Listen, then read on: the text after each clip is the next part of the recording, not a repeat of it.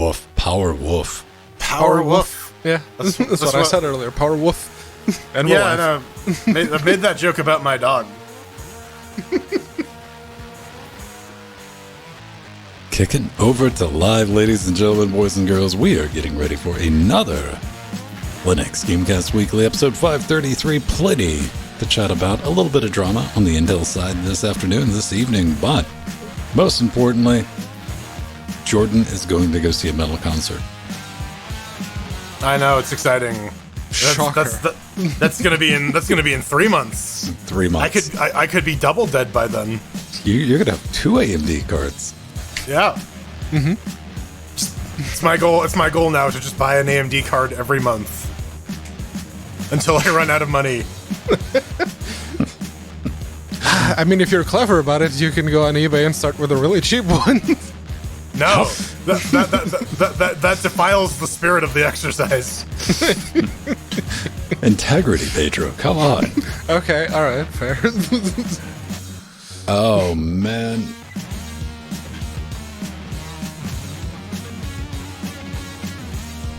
How's everybody doing? Hi. I don't know. Have the prices went down on like the used 30 to 30 series on the eBays yet? I haven't really been keeping an eye on them, so I don't know. I'm kind of fucked though because I don't want like less than 12 gigs. Do I? No, I don't. No. Well, shit. Now you're in the same situation that I am, right? Like. Well, less than 12 gigs, so 3080 minimum. Yeah, 30. Ugh. Ugh. Or the 3060, 12 gig. Yeah. I mean, yeah. I still gotta say, 24 gigs of GDDR6 on the XTX. That's a little spicy. I'm like, ooh, that's gonna support so many open Chrome tabs. Let's see. Buy it now. What's that gonna run? They're going for about $700 for 3080 Ti, 12 gig. Like, no. Okay, so here you go, NVIDIA. Here's a brilliant idea to just really piss off. Make the 4060 only have 8 gigs. I 100% believe NVIDIA would do that. They were going to go for the 4070 having 8 gigs, but then they had to unlaunch the other 4080. Dude. Well, I mean, the 3060 was like the Y card, right? Because the 3060 Ti is 8 gigs. And yeah. Mm-hmm. Uh-huh. And then they're like, oh, but you can also just get a 12 gig 3060. They're like, but here's a slower 3060, but 12 gigs of memory. To which I was like, what? That makes no sense, and I'll take one. Can I have fast performing and much memory? No, not allowed. Dude, that's like a weird one, man. That's a weird one. But what were the AMD older cards? Or what was the memory range on these? It was 20 and 24. 20 and 24. What do you think our new minimum is? Got to be 16? I'm thinking 16. Yeah. Probably 12 for the like. Yeah. What used to be 12. the mid-range one? Well, because now 8 is the low end. Let's just be real. Because the 6700 XT has 12 gigs. Yeah. I don't know. NVIDIA really wants 8 gigs to still be the mid range, but like no. There are other cards on the market now. No, they made that clear with the 3070. It's like, yeah, it's the 3070. Everyone went, that only has 8 gigs. Why is it $500 and it only has 8 gigs? NVIDIA's like, listen, fucko, it's not like you can buy one anyway. I mean, doesn't matter. It's just made up numbers. Dude, I want to live in that. Like, the 30 series. And yeah, you know what, Jordan, I agree with you. Like, both AMD and NVIDIA, like, that's really cool showing off, like, your new toys, what you can make. But can you show off the cards that I'm actually going to be able to afford. Yeah. People Right. want to buy. Or just like hint at them, like let us get some idea. Yeah. Like I look forward to watching, YouTubers benchmark those, but outside of that, I saw JP open up a 4090. I'm like, that's cool. They just sent that to him, so he didn't have to fucking pay for it. So this is great. I wish Nvidia would send me a 4090. That would be. I couldn't use a 4090 in this case. You just don't have like the physical room with all the cards you have plugged in. I utilize all by 16 slots, and it would overhang. Yeah. It would just like physically collide with the cards below. Exactly.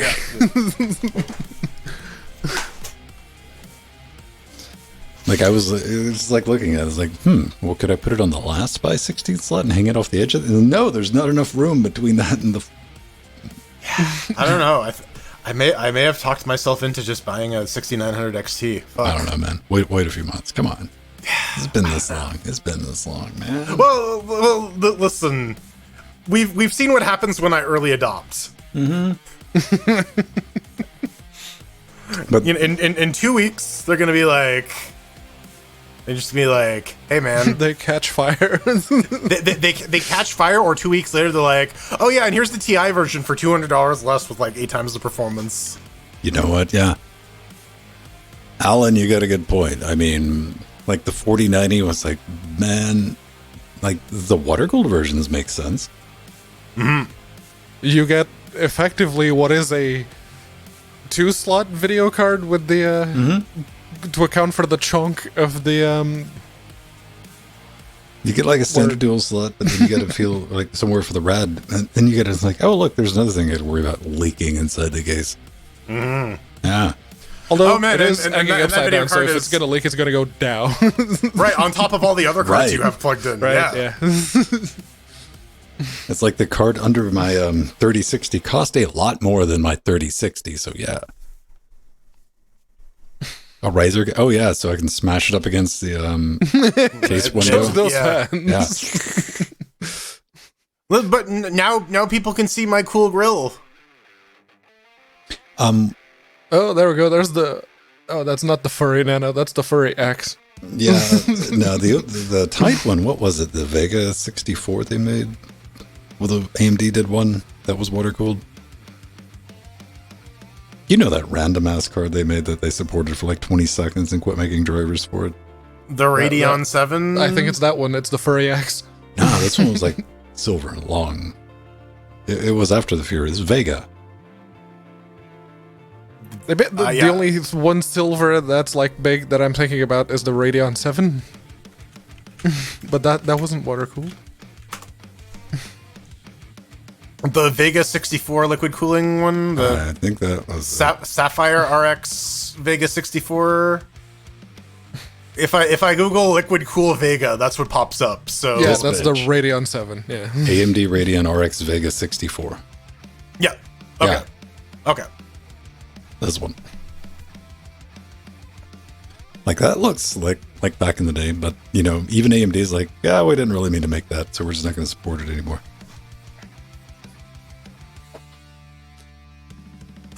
What was it? The 5995 X2? That was all liquid cooled all the time? The dual GPU one? Yeah, Dubsy, they made that weird bullshit one with the for the latest Mac Pro, the cheese grater, that which had like the extra hanging off PCI Express nonsense.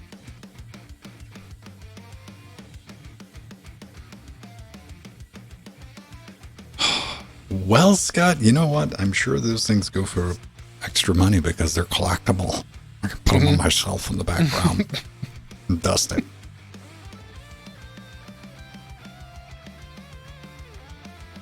Oh, Fluent. Oh, if you were only not $1 billion an ounce.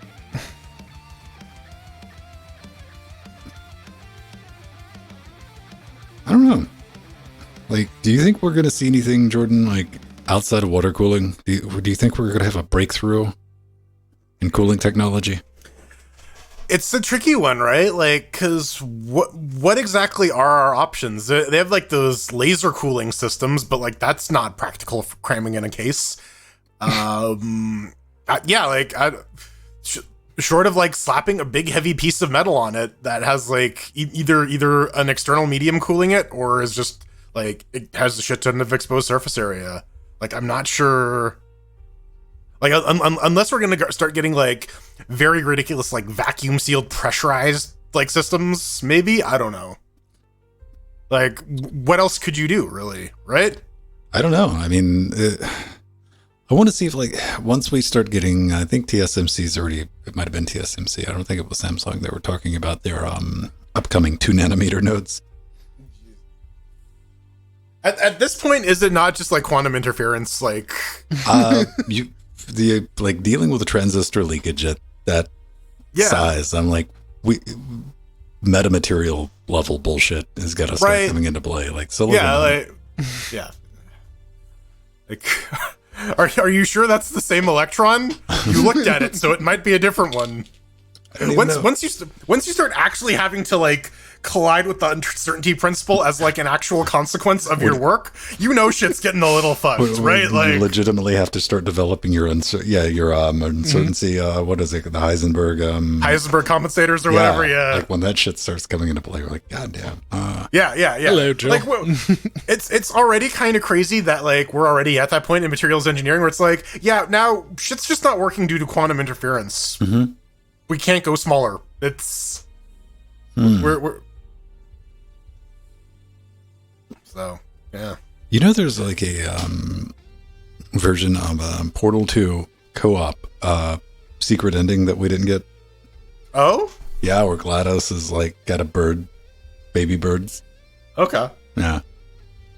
I think I remember hearing about that I watched that clip on YouTube and I was like, that is far superior to the bullshit we on. Yeah, it turns out it's just like the other frozen humans. Higher frequency. Man, they're fast enough. Scott, come on, man. Higher frequency, more cores. That's the. I mean, more. We were kind of hitting like the edge of frequency, right? Like, well, within the envelope of our ability to cool it. Yeah, I mean, yeah, like what the new 7000 Zen 4 is it now, or it's like it's N-1 for like the CPU series, I think, right? For whatever it is, but like anyways, they're like, yeah, we're regularly bursting to like above 5 gigahertz. I'm like, ooh, cooling that's gonna be real fun, isn't it? Like, well, that's why they go to 95C and they stay there.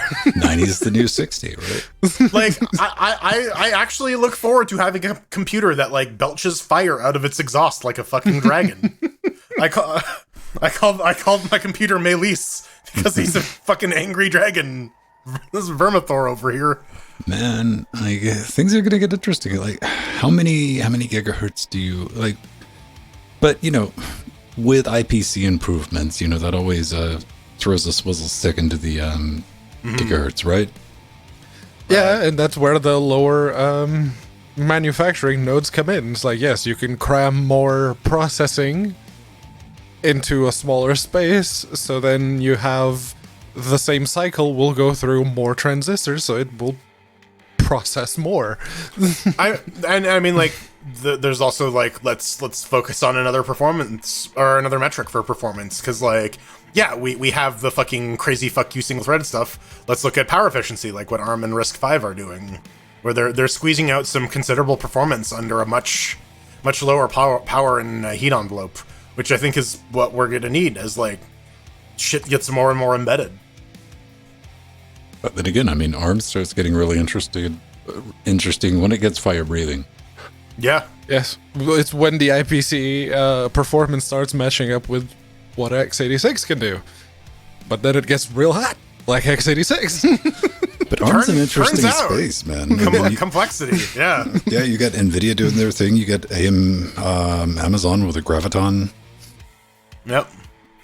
I mean...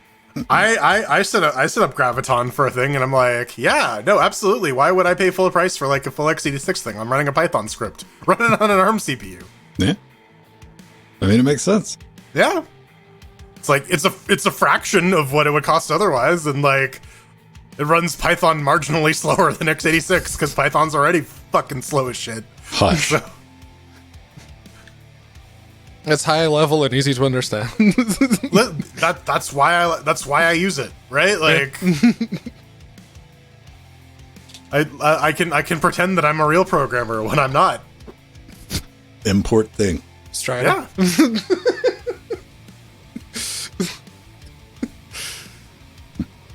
Well, it's still a better Why do you love insist story. on testing what stream delay is, man? Goddamn. I will say it's still better love story than Node.js, where my developers are constantly like, "Oh, the framework doesn't support this," and I'm like, "You're fucking software developers. Write code to do it. You fucking idiots. My God." It's your job to make it support it. Get on with it. Like, I get asked to write code all the time. Does it say software developer anywhere on my job title? No, but, here we go. I was having a discussion earlier this week, because they did there was an attempt at a class action suit against Copilot, right? Yes. And I had a point brought up to me, which I think I relayed it in Discord. I'm like, yeah, Copilot's kind of like the copy-paste from Stack Overflow without the extra steps. Mm-hmm. Because you get to think, like, how much GPL code is in projects due to that. Oh, yeah. Yeah. Like, all right, that's going to be a sticky one.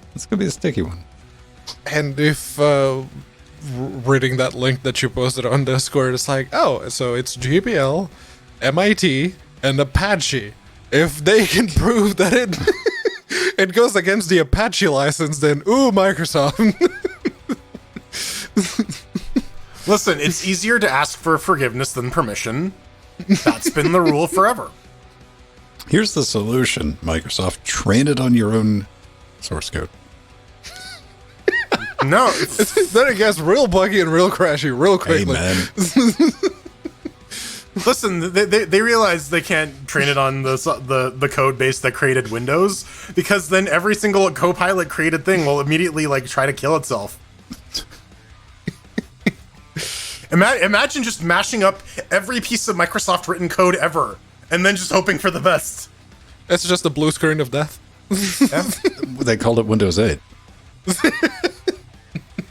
With a tablet UI, yes. The guy who was back behind Windows 8, he was a frontman for that, driving it at Microsoft. They interviewed it. I didn't even want to read it because it's like, I was really proud of Windows 8 and the innovation. Okay. Yeah, you really wanted the Surface before the Surface was a thing, and it didn't go so well. I wanted, the table Surface. Yeah, like the big actual neat. table one, yeah. Yeah. That was the shit I actually wanted. Well, I Or thought the, Windows 8 the whiteboard one, it's just massive screen. Yeah. might have made sense, on a touch. Then I ended up getting that Windows 8 tablet with a touch screen. I'm like, this still doesn't make a bit of fucking sense. Because 9 times out of 13, you had to go to the desktop to do something. Good luck. Mm-hmm. Good luck. Windows 10 still has tablet mode, and everyone that accidentally enables it, it's like, I can't get out. It's like, how did you enable it? I don't remember. Okay. I saw a Windows 11 desktop for the first time today, because I haven't really been paying attention to it. Oh, I haven't. Yeah, I'm like, is this thing running Chrome OS? No, that's a Windows logo. It's got little things at the bottom in the middle, right? Yeah. It looks like something from Enlightenment OS or something. So once again, it's we have OS X at home or some shit, right? Yeah. Well, I don't think it's even copying OS X at this point. I've seen a bunch of Linux desktops that Microsoft is clearly stealing the homework, right? Yeah. That's rough when you're stealing UX from Everyone was saying when Windows 11 first came out, it's like, oh, Microsoft took inspiration from KDE and from GNOME on all of these things, and pulling the comparison screenshots. Yeah, okay. Inspiration, yes. That's just completely lifted. Okay, cool. Plagiarismo de plagiarismo. Well, I mean, transformative works. This is why people get up in arms with AI and Stable Diffusion. Because you gotta think, it can straight up steal people's art styles. Well, that's the whole thing. That's what human beings do. we look at different shit, and we're like, okay, I'm gonna use that as inspiration, or that art style, and like that, and I'm gonna create my own thing. But we're just taking the organic component. It still comes out materially different, though. Like, if you, at this point, you're just creating like a facsimile of it. Well, this is the whole thing. Like Stable Diffusion, I mean, it's not tracing other people's. No, it's not. But I don't know. It's still a complex issue. Like, there's still like a lot of I think it's stuff that needs to. is like there is, but like the transformative thing, I'm like, yeah, it's doing what we do without the meat. My problem is when it's just going to become like, oh, now we don't have to pay a bunch of artists whose work we used to train these models now, so like we're just going to profit freely from their shit, and that's just like completely unfair. So that's where the legal situation gets very, very sticky. So you don't want to pay for my work, but you're training your AI on my work, so you are using my work, except not really. Well, that's the whole thing. Like, and have you been reading into like AI attacks are becoming like a lot more sophisticated now too? They're getting kind of crazy with what they can do. Of course. Yeah. Like, but I mean, I want that shit to be like, I want the human race's humanity, its death to be swift and efficient. I don't want any of this Terminator shit where there's rebellions and groups like that. No, let's do a clean slate. Let's wipe us all out at one hit. Like, done.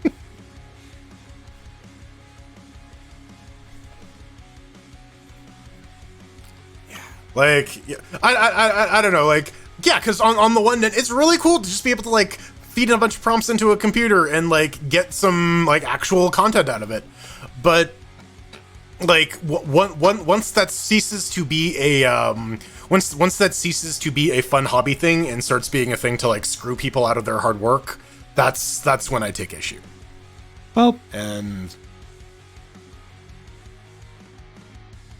this depends on how you look at it, man. Like something that might affect you, like an AI trained on your voice to be like venstone.ai and does all your ad reads for you, right? Like, yeah. And you don't see a dime of that. That's a little unfair for sure. I wouldn't say it is unfair. I mean, like, time to find different means of employment. It's all been replaced by AI, though. You can't do it anymore.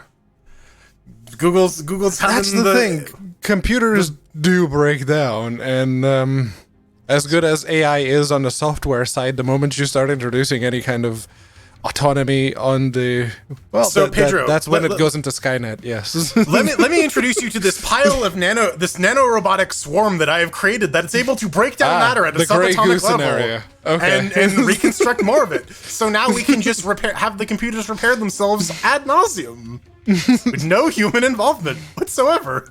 Well, Alan, that's Skynet, Grey Goose area. Those are possibilities. What do you say about existing artists using Stable Diffusion to enhance their existing work and their ability in conceptual design and stuff like that? And like that kind of stuff, I have no problem with. Absolutely, like that is I think a responsible use of the technology. Yeah.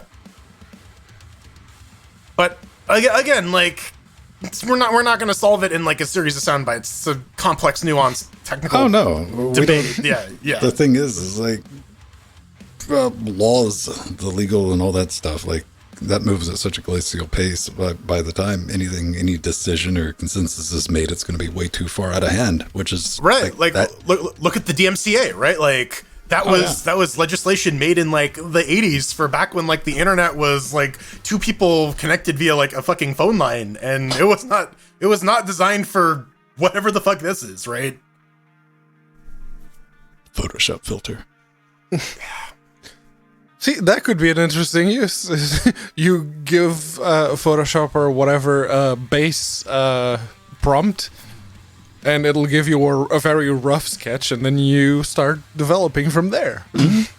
I could also see it helping with like animation timelines, because like there's a shit ton of crunch in that industry, and like. But there's like animation timelines, and there's already work being done. I've seen a couple of demos that showed up multiple different projects that were working on doing 3D modeling from it, being able to extract that. But I mean, like, how far back do you want to drag back the argument? You're like, oh, game engines. Oh, there's too many GUI tools and that's taking away jobs from software developers. And like, come on. There's always another layer to something back. How far down do you want to drill? Again, there's levels of applicability to these metaphors though, and to these analogies. So it's never one to one. I think the ultimate end of the day is you're not going to stop it. No, but like we can encourage people to use it responsibly, like with any technology, right? Yes, we don't have to. We can, but we won't because we humans. We won't because people are assholes. But we should still fucking try, at least try.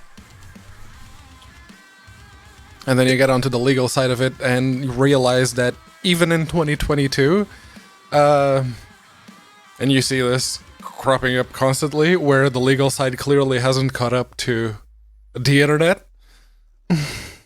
Well, I mean, we're progress, like monkeys, man. Like since the recorded history, like what have we done? We've innovated.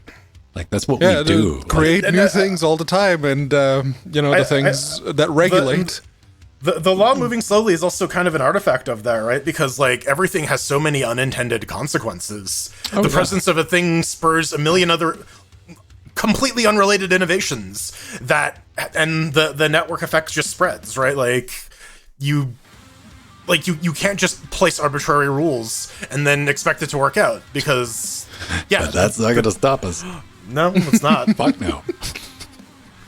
Strider, yes, I do believe that is exactly the kind of somewhat menial or repetitive stuff that the AI would very easily be able to do with reliability. It's like, okay, so x86 does it like this, and ARM does it like this. So it goes through the source code. It's like, replace this line, replace this line, replace this line, or better yet, how about an AI to extrapolate Lutris runners so that people don't have to like create them themselves, right? Like you can point them at a Steam depot, and it'll come up with the best guess, and you can go from there. Train it on like the fixes that people suggest on the Steam Proton GitHub or Proton DB, or even wherever people suggest Lutris fix, like the Lutris install scripts. Just train them on that. but again, like whether or not that has any measurable impact, and it's just like, I've created another script to generate these things. It takes 45 seconds to do instead of the 47 seconds it takes you to do it manually. So like. But again, there's a lot of this AI. A lot of these AI startups are just solutions in search of a problem, right? Yeah.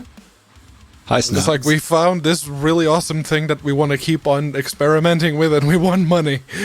I am getting so many emails from like Web3 companies now. It's like, no, fuck off with your Web3 bullshit. Your metaverse bullshit. Yeah, it's done.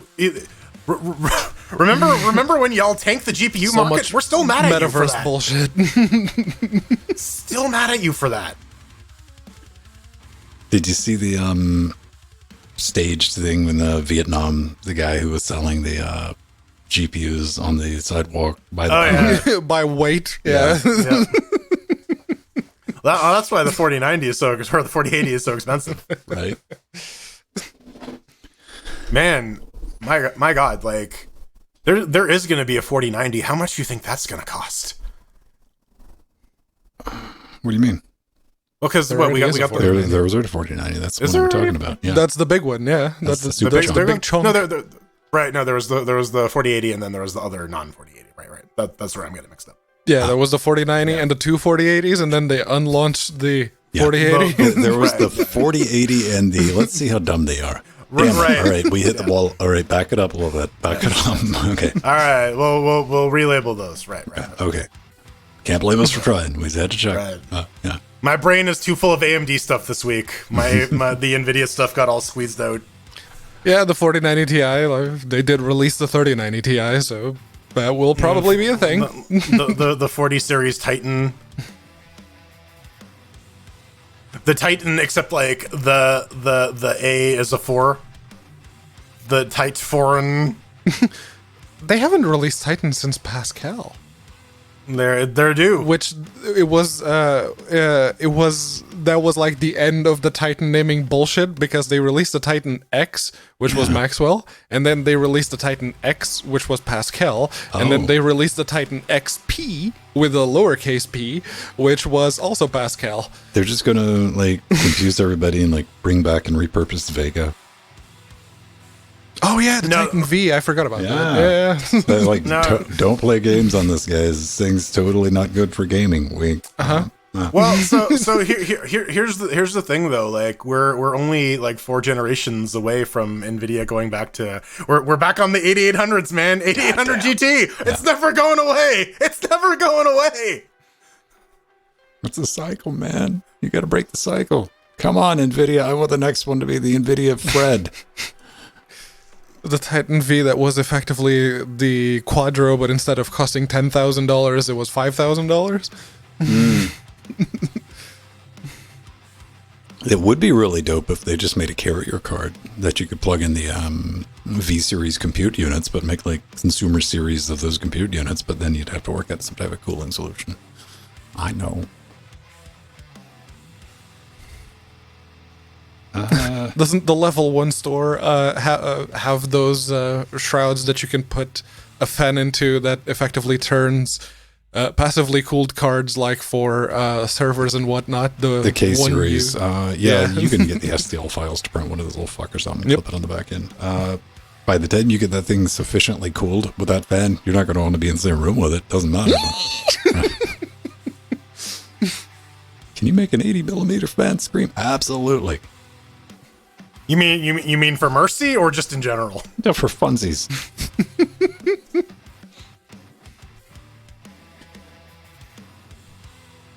$16. Vata! Oh wow, they did release that? I don't even know what the hell a 1630 that is. was very, very early on. It was supposed to be the successor to the 1030. That's like the really budget option. I thought you were going to say the successor to the 1650. I'm like, yeah, sure, go for it. See, I wouldn't actually mind like a 1650 for like a low profile thing. That would be kind of neat. Yeah. But yeah, that's why there's one in the Steam box. Unfortunately, I don't have a TV currently, so the Steam box hasn't been used.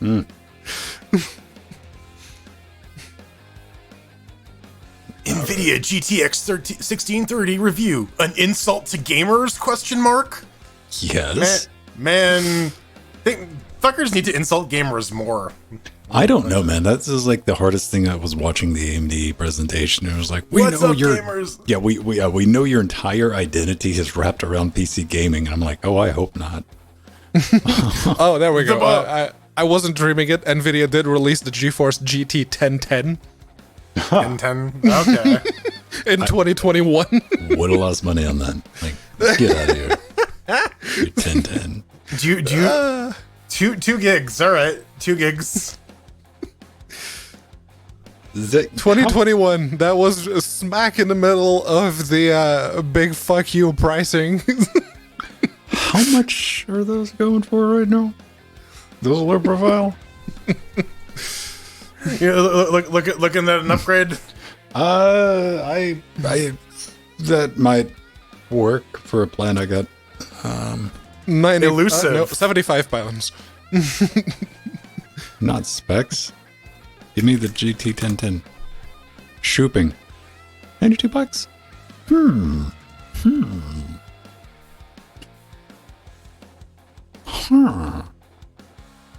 No, can't even get it in Canada. Aw. It's just like no, thank you. This got rejected at the border because like this is a fruit-shaped eraser. What the fuck are you talking about? This is a video card.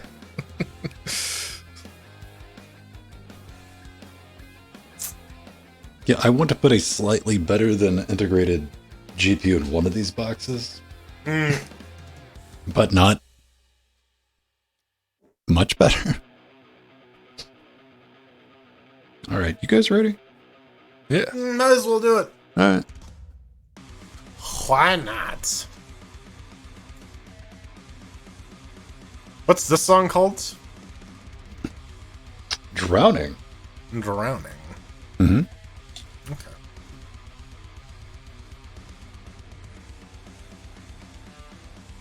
I like the drums.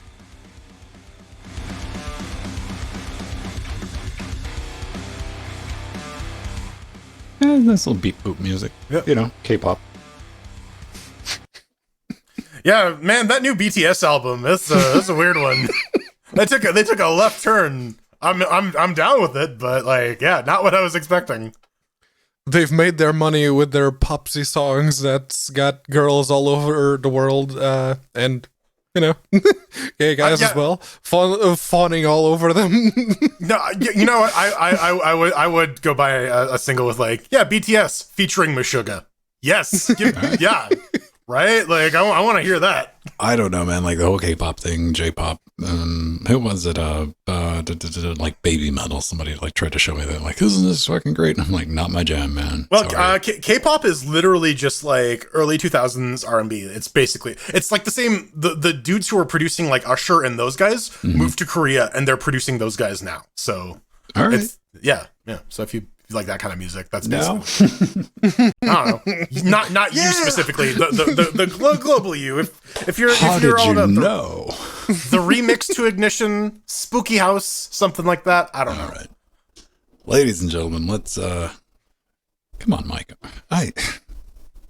Scourge here. Oh yeah, my microphone stand kind of destroyed my desk, as you can see right here. Destroyed your desk? No, I can't. Yeah. See. Right, that corner there. That's where it used to be. Because this IKEA table has like that composite wood on the edges, and the rest is effectively corrugated cardboard. Oh, fascinating. All right. MDF is what it's called. And welcome back to another Linux Gamecast Weekly, the show that covers the latest Linux gaming news, reviews, how-tos, and most importantly, whatever the hell else we come up with. I'm Vin, that's Jordan over there, that's Patreon, together with you, Shot Realm Dynamic, helping us form Cocaine Voltron, 2 Canes bifurcated for your pleasure. What's new, gentlemen? Yet another week, we got some things to talk about. Oh, there was some Intel drama with firmware. Stay tuned for that. Stay tuned for that. We're going to walk you through that entire timeline, along with the new AMD announcement for all the video cards that, well, we can't afford, but hey, we want to look at them because they're shiny and pretty. 24 gigs of VRAM. Dude, I want to live that 24 gig lifestyle. I've been playing around with a couple things. I got in a little A/B test, going back to some Firewire stuff, because I think I talked about it last week. Prices are coming back down. Things are getting reasonable. Always on the lookout for a good deal. And what I want to show to everyone is taking, let's say, a Focusrite interface from 2006 and comparing it against the Generation 3 Focusrite audio interface. How much quality-wise, like noise floor, EIN number, sample rate, all the metrics that people like try to stack up like they can fucking hear it and you can't. Stuff that only shows up on a meter. What the progress scale is. How does that look? It's going to be fascinating. So I got another Firewire card in to kind of A/B test and having a good time with that. It's going to be fun because people, you want to generate some comments in YouTube, baby. This is going to do it. This is going to do it. It's going to have some people who don't know what the fuck all they're talking about arguing. It's going to be glorious. But I did this too. We play Trackmania. So I made us a Trackmania page because a lot of people were asking like, hey, I got a bunch of questions. Guess what? I put all the answers on one page so I can just say, here's the link. Figure it out. So if you like playing physics puzzles, wheels and all that, twice a week, 14 new maps every Tuesday, tells you how to get into the server. If you're a patron or if you're Twitch, instructions, it's got the schedule when we do the practice sessions and it'll convert it to your time. And when the server's just wide open, how to get into it, which is easy enough, but hey, maybe you don't know. And everything is there. If you do have any additional questions, feel free to ask them in our Discord server. Gentlemen, oh, and the soggy HDMI thing, by the way, I'm just saying this right now in case Jordan's video just disappears. It's because I cleaned out a tablespoon of tea from the HDMI splitter, and it's just kind of hanging on the HDMI cables like an SSD drive that you couldn't find the mounts for. Yeah.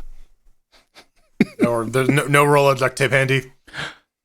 That's only, you know what? You don't want to use duct tape. Use gaffer's tape. And you might need to upgrade that drive later on. Gorilla tape. Yeah. Velcro. The zip ties is like when you put a ring on it, though, wasn't it? You're like that's after That's permanently there. Yes. Yeah, that's like when you get the advanced engineering and you get the zip ties. I've pretty much mastered the whole like stick the pin in the tooth of the zip tie to like reuse them. I don't know. I've taken to buying the spending the extra money to get the ones with the thing built into it. The little clicker on the other side, you just pull it down and the release. Especially if you've put up something really nice and you're like, fuck. Then you get to decimate everything. Yeah. That's off by like 2 degrees. Mm-hmm. Fuck, well, let's go back and do that. Jordan, you're going to a concert, man, like all the way on the other side of Canada. Yeah, I mean that's going to be in a couple months though, so I guess I have that to look forward to. This week though, back to work. As usual, shit caught fire while I was gone, so that was fun catching up. And yeah, I started Operation Bench 405 Part 2 Dragon Chunder Undertaking. So hopefully, I don't know. Is that a D&D campaign or what? No, that is me trying to lift 405 pounds off my chest. So hopefully that'll be happening in the coming. How are you going about that? months? It's like a make and break thing. You're just like, okay, let's get it down there. Everyone leave the room. All right. Oh no! Last time I had no spotters. This time I'm gonna have spotters so that I don't accidentally decapitate myself. All right. You don't want to roll 405 down. I got safeties. I can set them at a height, but like, yeah, it's always nice to have like a couple humans on each side to like grab the thing. Yeah. Then think about it like. I mean, you would never do that if you were spotting somebody and they were trapped under a bar. No. At least not for more than like 5 seconds. You laugh at them after they've re-racked. And they can properly feel the shame and not the life leaving their body. What if you don't like them then? Well, then they just don't spot for them. Yeah. Say no. I'm not going to spot you, buddy. All right. How about you, Pedro Mateus? Anything new and exciting going on? Exciting, not really, except microphone. I finished the Teams meeting and the entire microphone arm came. What the hell? This was supposed to be a bit sturdier, and the microphone arm was in fact sturdier. The IKEA table that it's attached to, not so much. Yeah, there's a very clear mark on the table here of where it used to be, because the only bits where it's actually, you could call it solid, is the very edge, and the rest of it is effectively cardboard. Did you not? You can drill. Did you not get the attachment for like the through hole? No, I didn't get the through holes. This one is just the. Wouldn't that also be through the cardboard as well? So it's not that sturdy. It wouldn't have made a difference. Now it's in the right place. Now it's where in a solid-ish bit. It's that weird composite wood thingy. I look forward to like at some random point during this episode the microphone just like crashing down in your crotch. I looked at when I bought like this tabletop, I looked at the weight bearing capacity. It's like 70 kilos. Like, all right, 70 kilos is plenty. I don't believe it anymore. I really don't. No, because this arm with the microphone weighs about 4 kilos. So the fuck? There's certain things that you never want to test out, like the load capacity for this plate glass desk that I have with these not microphones, but these 2 monitors stacked on a monitor stand on the edge of the desk. I'm like, tensile strength. I'm taking your word on this, man. Yeah, there's also a stand holding the portrait monitor on the other side, but yeah, that's on the solid bit of desk too. So all right. That's enough talk about these solid matters. We need to get something a bit more goopy in this show. Yeah. I mean, there's plenty of goop to be shared, and this time it's available in every language you can speak. It's the Steam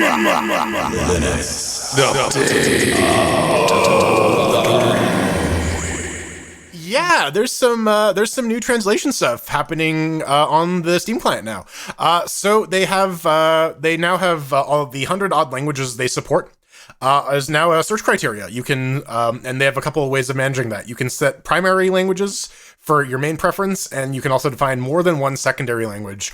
So it'll show you the localization from those localizations if your primary language isn't available. You can also now search by language, and in your discovery queue, your language preferences will affect what games show up. So it will show preference to games that have translations in your particular localization of choice, which is always nice to be able to not have to like when I'm playing a game that has like Xbox prompts with a PlayStation controller, like that's enough translation to do in my brain. I wouldn't want to actually have to like read and comprehend something and then translate it to a language I actually do understand. That seems like hell. So yeah. Yeah, no, major kudos and shout outs to the people in the translator trenches working for Valve effectively for the occasional free game, sometimes a coupon. That's all you're getting. So yeah, no, good job. You're all doing a very, very good job. And yeah, as someone who was in that position, it's annoying sometimes. Couple of things, man. What are we getting? Search for games translated Indonesian, Slovak, Malay, huh. Arabic, Hebrew, Malay, Serbian, Hindi, and more. That is kind of neat. That's almost as cool as this November update because they fixed some of the issues with our big pictures, Jordan. Sort of, kind of. Well, they finally remembered oh yeah, no, maybe people want that hardware acceleration in big picture. Hey, in my defense, I'm like, okay, I had this argument. If you don't know, last week they released the Steam Gamepad UI. Yeah, for big picture for your desktop. And Jordan and I cut it on and hit both. We have UHD monitors on that particular screen. You're like, holy hell, that's slow. Chug it. It's slightly less slow, although I think. But here's what I'm getting to. I made it a point. It's like, oh, some people might have disabled desktop acceleration. It's like, yes, well, I disabled it for a reason. Well, now it's enabled again, and you can go back and disable it, but yeah, they very much would like you to keep that on because that is what's giving it a semblance of fluidity. And yes, it does use significantly less CPU now, to the point where you can actually use it on a very, very low-powered laptop with a dual-core Ryzen, with just using the Vega 3 graphics. So it takes a few seconds on said laptop. When you first launch it, it's a bit chuggy, but then it eventually catches up and it's usable. So what's the GPU on that laptop? I'm curious. It's just a Vega 3. Vega 3 and the screen is what, 1080p, 720p? 1080, yeah. Yeah, I don't know, because like on NVIDIA at UHD, it was still very, very, very chuggy for me. But hey, they did add a button to quit big picture mode, so now you don't have to kill your entire client if you want to get out of Gamepad UI.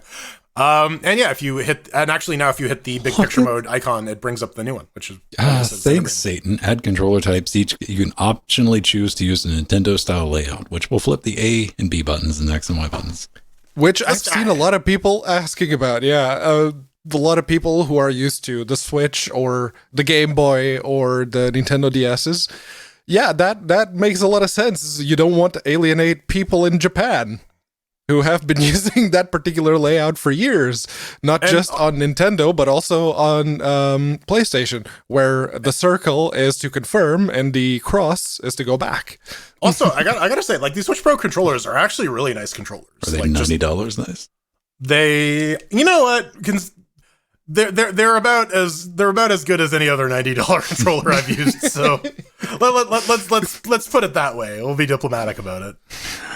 All right. A couple of new games this week, which is always surprising because we're definitely getting into the time of the year. People just don't typically release games, understandably so. But Space Tale. Every journey leads home. That's right. Fido in Space, 2.5Ds of woof. Dog of War, baby. I saw this at us going through it, and who is the Guardians of Cosmo? Is that Cosmo? Yeah. The psychic dog. Yeah. Those were the first vibes I was getting through this, but I mean, it's your standard, atmospheric puzzle, platformer and all that. Looks kind of interesting.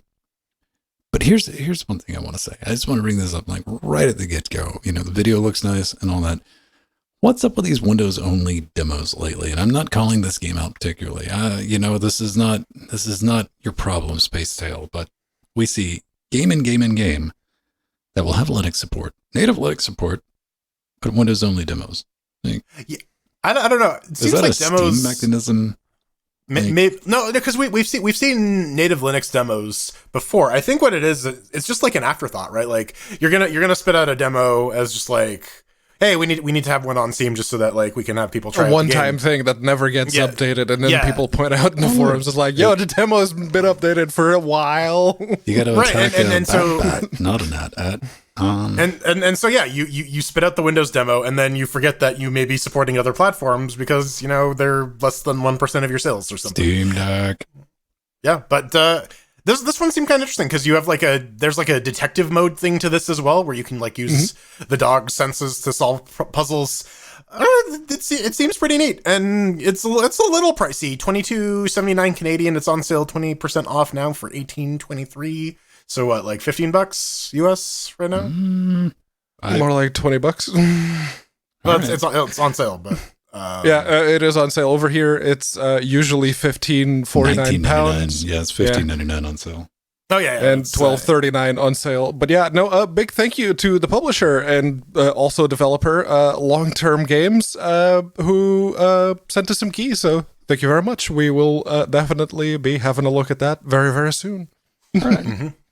How about skating, man? Because, I first saw this and I'm like, damn, where's my VR headset and a mountain bike? That was my Right, first thought. yeah, this would be great to play on a mountain bike in the middle of the woods while you're pedaling. Skate Rift's first person skateboarding simulator. This one is designed to be kind of like a chill out and fuck around simulator. No real scoring, just a big old island to explore with lots of ramps and rails and kickflips and stuff you can do. And apparently the map is designed so that you can basically get to any part of the island relatively quickly and constantly have a new skating experience. I don't know. It looks pretty fun for what is arguably a $5 game. So they do. You are going to need a controller for this. They say keep playing with keyboard and mouse is not supported. So They really drive that home. It's like the first thing in this video. Yeah. When you started, it's like no controller, and it's like notice no controller. Like, what do you do? What are you hiding? What happens? I think you say it's like VR. For me, this looks more like what I would consider more like a like Skate Mania, like Trek Mania type arcade, slalom stuff like that, versus like Tony Hawk and Yeah, no, Pro the Max Tony skater. Hawk's and the skate games, usually more third person or over the shoulder. Here, it's almost like 90s very, very high FOV first person skating game, which looks awesome. Don't get me wrong. The graphics, yes, they're very low poly and very low texture, but that's fine. OpenGL. It's OpenGL on Windows too, which is very uncommon. You don't see that a lot. Right. And the graphics for what they are absolutely fine. If you can make the game just be fluid and everything, that might actually work really, really well. So I am kind of curious. Do you And think it's for a better love $5, story than Skatebird? Probably, but like I don't know. Based on what I'm seeing in the trailer, this basically looks like Dear Esther with kickflips, which it's not just necessarily a bad more of a thing. sandbox skate park rather than an actual game. I think maybe it depends on what the size of the open world is. Because if I start and I can see the other end of the fucking world, I'm like, That Right. does seem to be the case. There's a screenshot. There's one side of the island all the way to the other. There's apparently a lot of stuff in there though. So I mean, for $5, could be worth a look. hey, that's the thing. Machine gun furries, man. One of our favorite things to talk about because it is Go Jimbo! Ah, yes, the iconic trio of Susie Uzi, Gunner Jimbo, and Minigun Floyd. in the near future. Oh no! I'm I saw coming for you, this. Sylvester Stallone. What? We still have a good time with what is the Broforce, yeah. Broforce? Yeah, that's fun. This isn't that, not at all. This is who remembers the arcade game Guerrilla War? No, Kinda- I look at this and see Contra. Kind of has Yeah, that vibe. it's There's very your Contra-y. Guerrilla War right there, like almost directly. Then we got some battle boats going on, and yeah, it's got a little side of Contra on it with your side action. And one thing it doesn't, and it's aping on those two genres. Both of those games. Was that a fucking Ed to an? Yeah, it is. Yeah, yeah. Yeah. It's got that authentic late 80s NES plagiarism that is rampant through all those games. Hey, don't worry. It's got a Windows demo. Okay, but it's $11.99. And it's just your top-down arcade shooter. Here's the thing, though. I mean, going up against like Guerrilla War, pulling up heavily from that, and along with Contra, pulling heavily. 2 games that had at least local coop. This, not even that. Not even no Susie Uzi Minigun Floyd fanfic. Yeah. How about pounding Sid Chip soundtrack? All right. That appeals to the M Fox dogs in the audience for sure. Vulcan capable. Pound your Sid Chips, kids. Yeah, this requires Vulcan acceleration due to the insane graphics, ultra realistic. We used to joke about 2D games utilizing Vulkan, and yeah, it's right. Yeah, I mean, like, hey, it's perfectly valid. You need to push pixels on the screen, right? Like, yeah. And it's a very efficient way to do it, as it turns out. It looks interesting. I'd love to see something like this because, it's a little bit depressing when I'm like, well, hey, look, let's drag out the remote play together is absolute rubbish, but I can't even drag that out. I'm like, this is single player. It's to replicate the experience that most people had, being in their rooms with their Nintendos and just playing Contra late into the night, and then having their parents shouting at them, like, "Go to sleep." Maybe you, Leatherface Mateus, but like Contra was always that game you broke out when you had somebody over, and you're like, "Hey, I played a lot of games on my own." There we go. There's the HDMI thing. What I was gonna ask was, fuck, I lost my train of thought. Did you? That it dripped right from the HDMI cable into my ear, into my brain, and now I can't think of thing anymore. Delicious tii. One game update that we've. That's what it was. Do you think this game supports the Konami code? If you punch in up, down, left, right, BA, start, select, what happens? What's the overrun? What browser and what web page does it take you to? Right. Just probably the homepage for the game, man. It takes you. Better take it to like Konami's like Pachinko division machines. Yeah, it just starts up like Windows Pachinko. I don't know. Oh man, we need to bring that back. That used to be on several websites. Had a Konami code that you could punch in to just watch it do bizarre things. I think the first site I ever saw was like the original Dig. Way back when. Sonority. Yes, we did throw chairs at this one a while back, and we all had that moment right at the start. It's like, the hell am I doing? Some of that guesswork has been removed. They've added new tutorial graphics and texts to facilitate the understanding of the gameplay mechanics for novice users. I wouldn't necessarily say we're novice users, considering how many games we've thrown chairs at, but even then we were like, the fuck are we doing? The music puzzle thing definitely took a minute to grok. Yes. Yeah, maybe a little bit of a better explanation for that. They added disk space and performance improvements because clearly someone tried to play this on their Steam Deck and they went, okay, maybe this is a little too big for what it is. We can make this a bit smaller. But they did add an ultra high quality, folks, because guys, get ready. This new fucking AMD card is coming out. It's got 24 gigs of VRAM, man, and you can run Sonority at 8K at like 160,000 frames a second. So you gotta turn on that up. Yeah, so you gotta turn on the ultra high quality. As far as like puzzle games go, I mean, I didn't absolutely hate this one. I'm like, yeah, it gets the job done. I mean, as long as you could look past Rocket, not Rocket Raccoon, like because you could definitely tell that they tried to put some thought into a story and all that. Yeah. So and like actual like music notation and like music theory as a puzzle solving element. It's not a bad idea. Yeah, like as a gameplay mechanic, sure. Do you think this would work on a deck? I mean, Pedro, could you see your how do puzzle experience games like?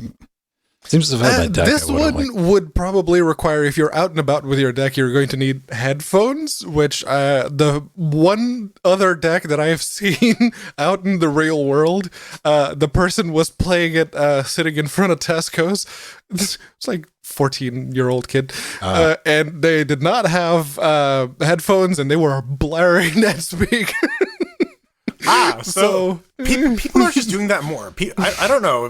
Don't be a deckhole. No, I mean, that's the same. Man, I'm sorry. Like, if I'm not usually on public transit, but even if we're just like walking through a fucking store and somebody's walking around going rah, rah, rah, like that, I will ask you what the fuck your problem is to your fucking face just to see what you have to say. The headphones are there.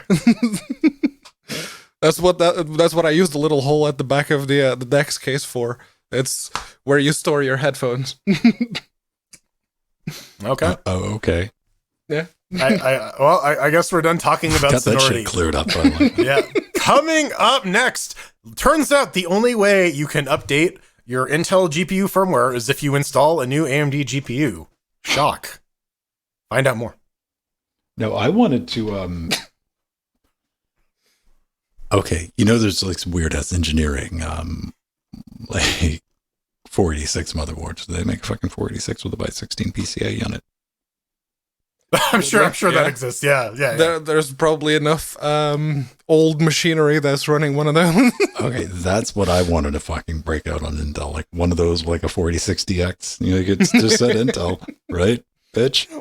Yeah, no, this CPU is like 200 megahertz, but I also need this video card with 16 gigs of RAM on it. Listen, my use case is highly exotic. Don't question me. I spent my money already. Right, practically everyone has this problem. We hired 2 guys specifically to write the drivers. Let's head over to vote.linuxgamecast.com and see what we have. HDMAT. You tried, Don. You tried. Maybe. Did we say HDMAT? I don't think so. I don't know. Windows, Pachinko. Oh no, you were talking about spelling T on HDMI, and I guess Sure, why not? yeah, Valid. but you drink black tea though, right? Yeah. Yeah, matcha is that really, really green tea.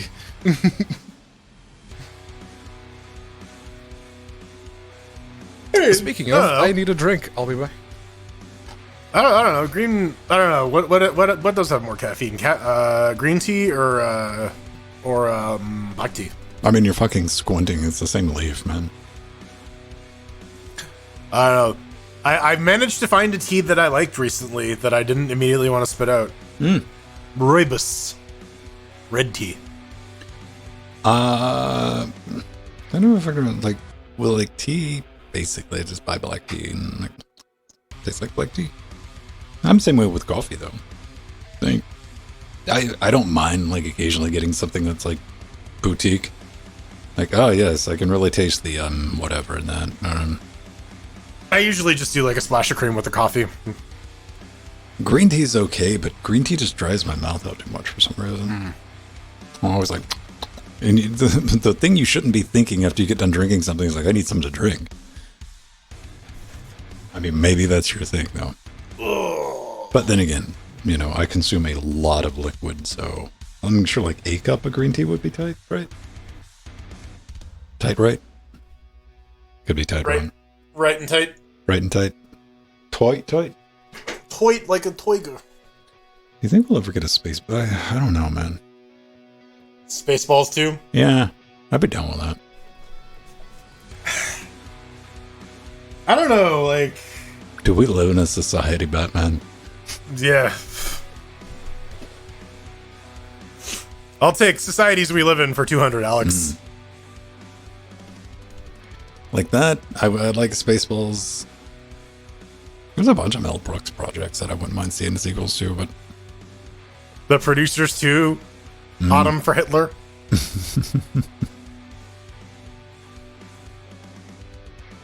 Bring back All right, Preacher. I don't need to have all of these. What? I said bring back Preacher. Yeah. I mean, I will say that finale was very definitively a finale. Yeah, I mean, yeah. I mean, there's places to go. Yeah, there's yeah, you could have like a spin-off of like what's going on in hell now, or like have like a 4-episode thing on our space. And This is what I was saying, man. I mean, like Angela Lansbury has to be up to something in hell. Yep.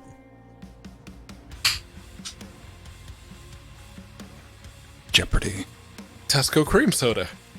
4 for £1. Seems a bit much. Well, one Daily time. double. All right, I don't know. I'm gonna drink now. My turn. I got a fizzy drink. Yeah, no, it's cream soda. It tastes so very sweet, but then you look at the calories and it goes 3. There's 3. Okay, so you're saying I'm gonna get diabetes or just go into hypoglycemia by drinking No, something baby, that that just seems means very that some of the sweet? ingredients in that is made entirely of vowels. I think you meant consonants, but yes. No, it's straight vowels. W is not a vowel, though, so it can't be U. Yeah.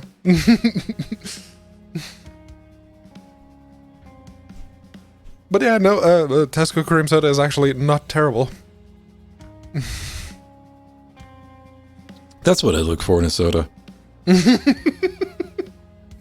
It was cheap. Okay. But then again, I'm kind of picky, you know. I'm sitting at my high and mighty, not terrible castle. The picky one with sodas here is Nori. What was that? Couldn't hear you. The picky one with sodas here. Nori. All right.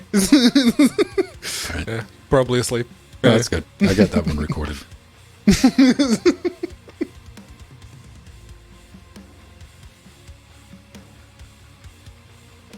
I don't care. As long as it tastes like Diet Coke, I'm fine. I don't care who makes it. I don't like RC Diet, though. I haven't had RC Cola since the 90s.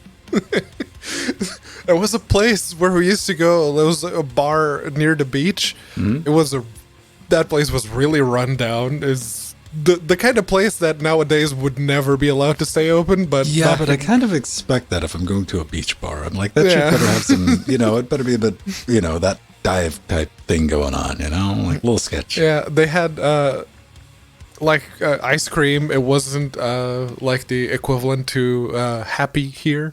They had Cami. The Cami ice creams, and they had, instead of Coke and Pepsi, they had RC Cola and the equivalents.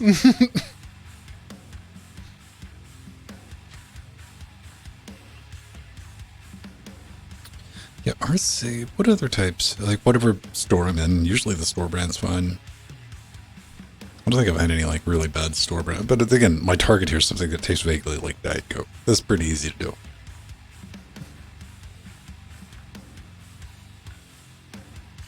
And Dr. Thunder, Dr. Pepper, anything that one seems to be really hard to mess up too. As long as it tastes a little bit like cyanide, it's fine. It's just gotta be in the ballpark, man. It's carbonated caffeine water.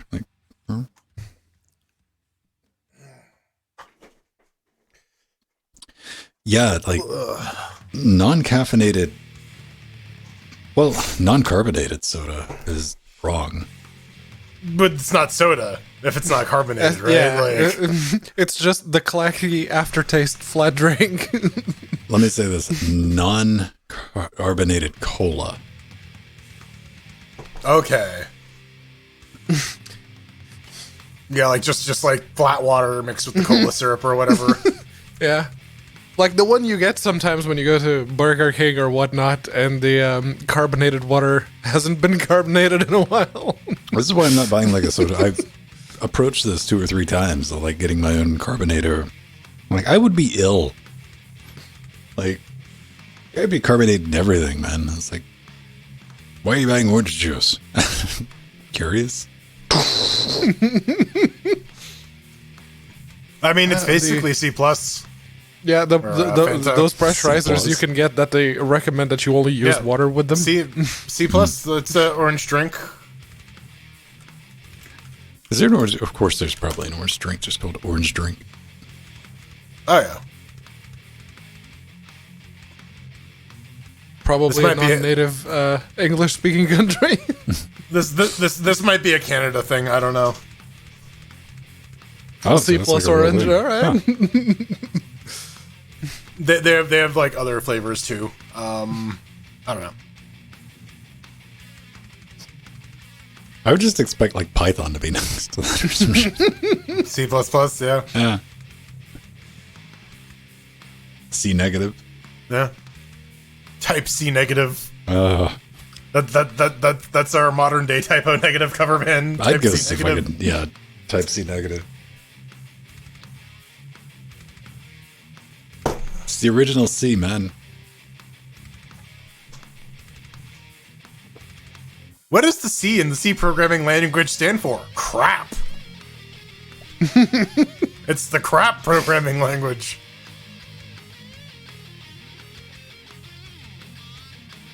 Alright. New segment. Well, we got those things to talk about. Alright. Yeah, let me get something to drink and we can do that. Did either of you try Stocks Cart? No, I haven't. I downloaded it, I started it, and played one of the default tracks because now you have to unlock the tracks, and apparently I haven't unlocked any of them. It looks really bad in the Vulkan render. Yeah, no, I looked in the options, it's like, okay, so I flipped the thing, and then I looked back, it's like, oh no. Oh no. It's still early days. Like, imagine Super Tux Cart without shaders. Imagine Super Tux Card 10 years ago.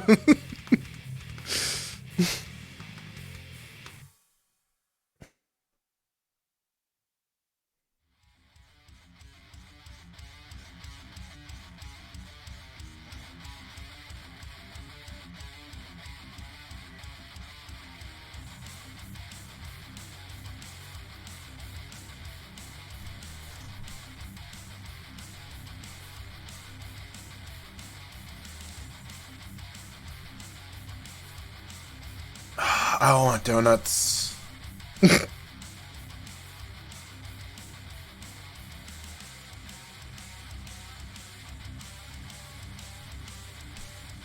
But if I eat them and touch my wife, she'll die, so no donuts for me.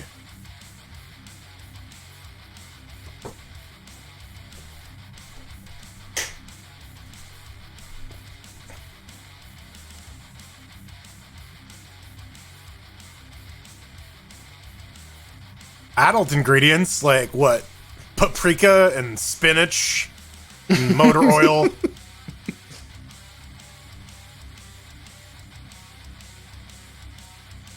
Randy's Donuts, and it's got a glory hole in the middle of the box. Okay. You and I have a very different definition of what a glory hole is, Pedro. No, I'm looking in between Randy's and Donuts, right on the side of the box. There's a hole. I see what you're talking about. You and I have a very different definition of glory hole, Pedro. something dick in a box. Listen, I personally have never had my dick sucked by a donut. I don't think it's possible, but I'm willing to be proved wrong.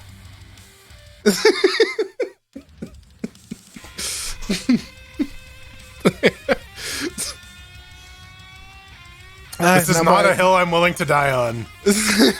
now, now my head is just filled with pictures of stacking donuts on your dick and see how many you can go.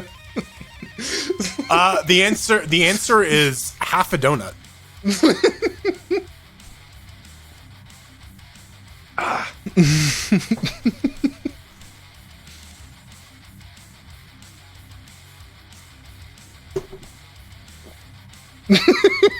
Donut fucking, man. Don't you want to have sex with a donut? Don't you want to have a Boston cream pie? You want to stick your long john in some fritters? Extra sprinkles. You know what? Fair, Linux Nero. Some shade being thrown.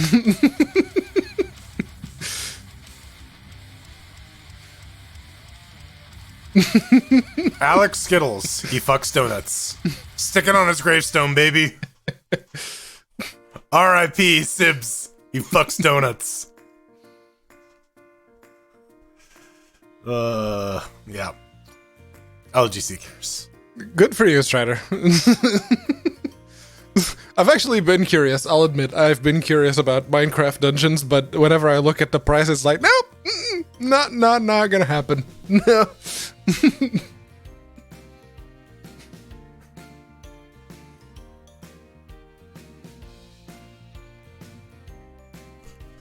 Oh, yes. That dialogue path in Disco Elysium. I started playing Citizen Sleeper. It's pretty interesting, but it's very text heavy. Yeah.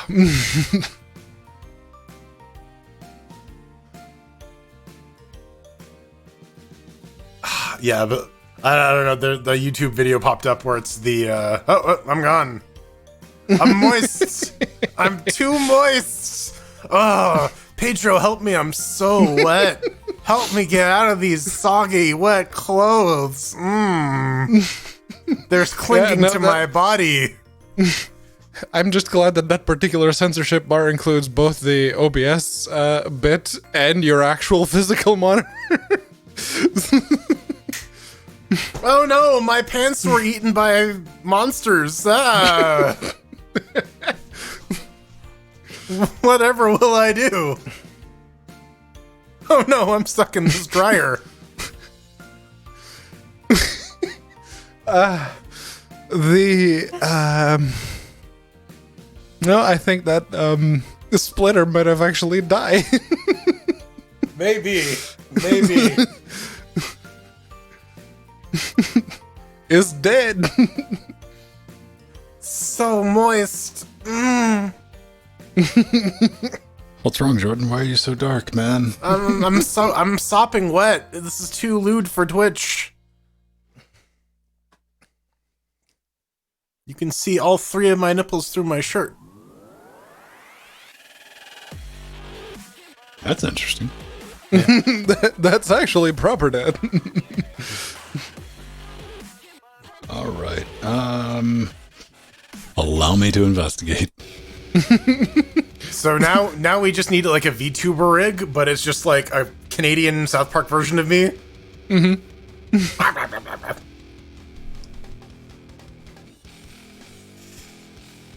I don't know. I'm on not a lot of drugs. I did a bunch of drugs and then I took a nap. So this is like the tail end of whatever it was. That's like the best time. You're finished with work, you do the drugs, you take a nap, and then you wake up, it's like, hey, there we go. We're ready to do things. Well, I mean, I kind of want to be on drugs while I'm doing stuff. If I just sleep through it, it's kind of a waste.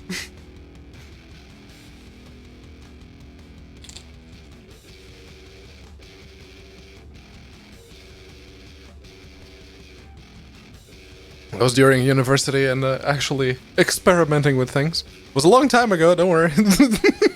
But then waking up with this feeling, it's like you just had a really weird dream, but not actually being able to remember the dreams. Interesting. Yeah, apparently just keeping a dream journal and just writing down what you can remember over time will make it so that you can better remember the stuff that's happening in your dreams. I think the last dream that I remember having was a nightmare, and I was like 16. And it was one of those nightmares that you have to get in and out of a place, but it's through like a very, very narrow thing. Very claustrophobic. My nightmares recently have been revolving around one linear algebra test that I had to take a decade ago.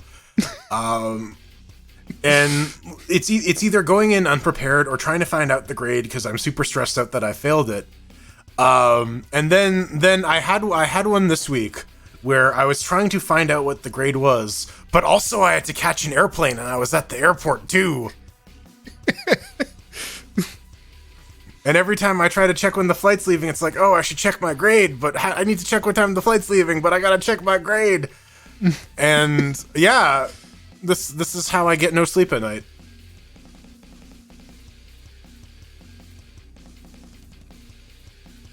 It's a better People love always, story than being... Yeah, people's always mention to me the, oh yeah, no, those dreams where you're like naked in a public place. I never had that dream of being naked in a public place. In my pajamas, though. Yeah, when I was a kid, I used to have that dream all the time. Like being at school and everyone laughing at me because I was in my pajamas. Oh, I've had the naked dream, but like so much. I think so much of that was body dysmorphia because now I can be naked and I don't care because I'm jacked as fuck. And it's like, what are you gonna judge me on my massive pecs? I don't know. Like, Yeah. They're probably a weak point. Yeah, we could probably lose a little bit of flab off there, but whatever. Yeah, body dysmorphia is a hell of a drug, man. Don't recommend it. Get help. Not actually feeling comfortable in your body. Yeah, no.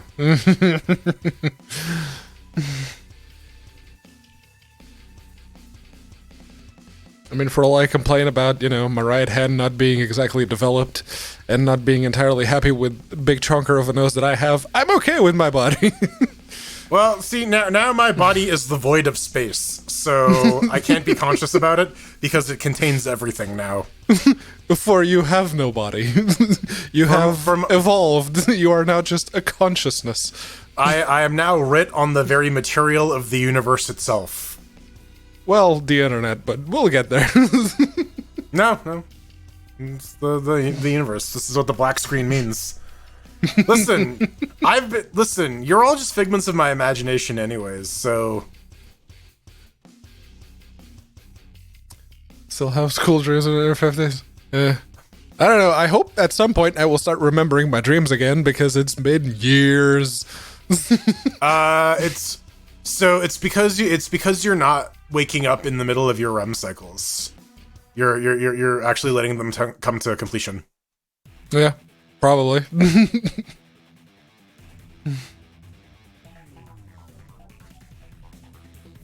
Speaking of, I actually slept for 12 hours last night. I went to sleep at like midnight and I got up at noon. That's always good. It's like, I guess I needed the sleep. All right, okay, cool. My vacation last week was like wake up at about like 10 o'clock. I'm like, okay, that's a nice little sleep in. Go down to the couch, turn something on, immediately pass out.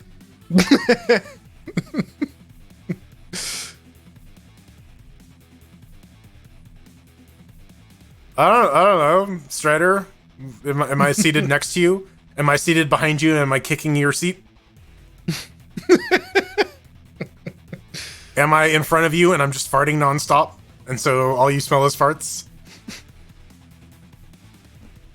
Speaking of airplanes, I was playing on my Steam Deck when we went to Portugal. There was no one sitting on the seat next to us. But on the way back, there was a lady, and I think she was an NHS employee because I looked at the side and I saw one of the exact same Dell laptops we give out to people. It just had a different asset label. It's like, oh, okay, all right.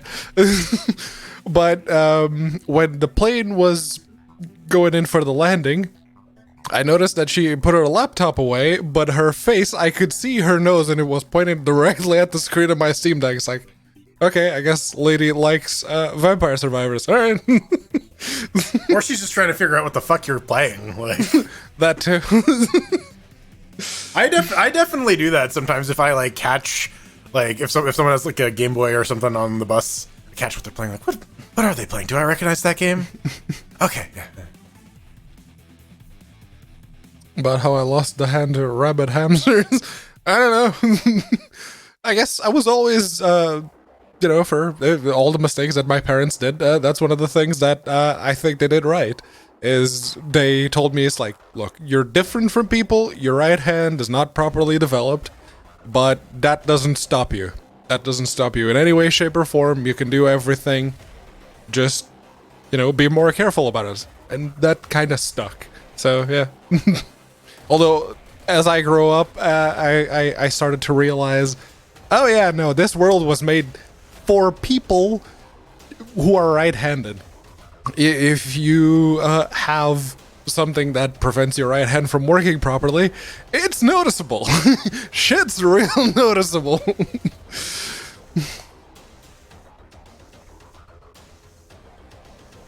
Although that's one of the things. Coming to the UK, that's actually one thing. Gear lever and whatnot for cars is actually on the left. I'm curious. Neurologically, are you left-handed or are you right-handed and you just had to learn with your left hand out of necessity? Don't know. As far as I remember, I've always been left-handed. I've always preferred my left hand because it's got more reachy, grabby. Yeah, my right hand doesn't talk to me as much.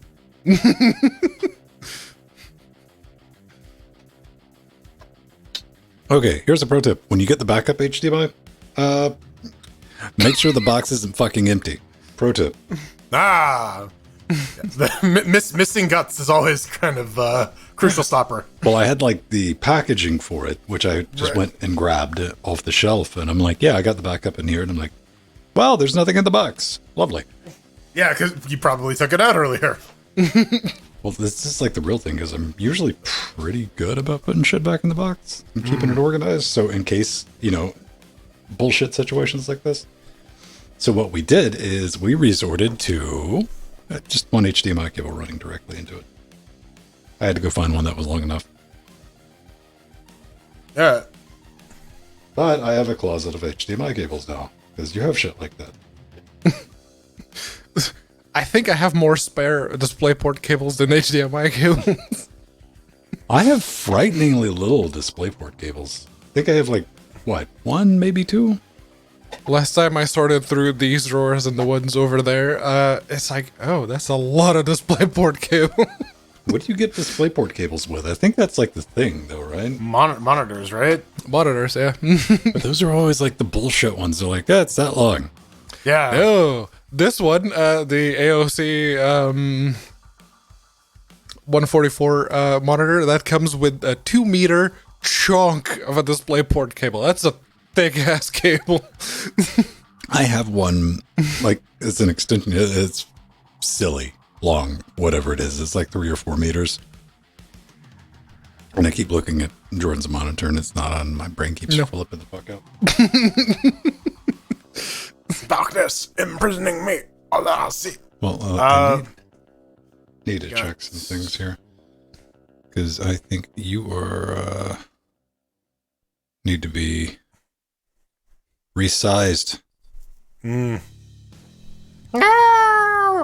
I'm shrinking. Skirch. Are you going to be fine in 3-shot? Yeah, you'll be fine in 3-shot. You're a little bigger than a 4-shot, so, one of these says BM Jordan. Bowel movement Jordan. That's what it says in that's my head. me. Yep. Almost.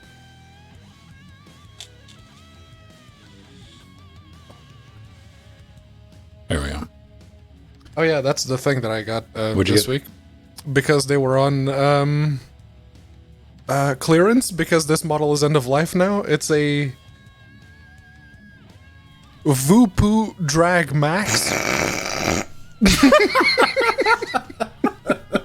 I'm sorry, I was not expecting Voopoo. Voopoo.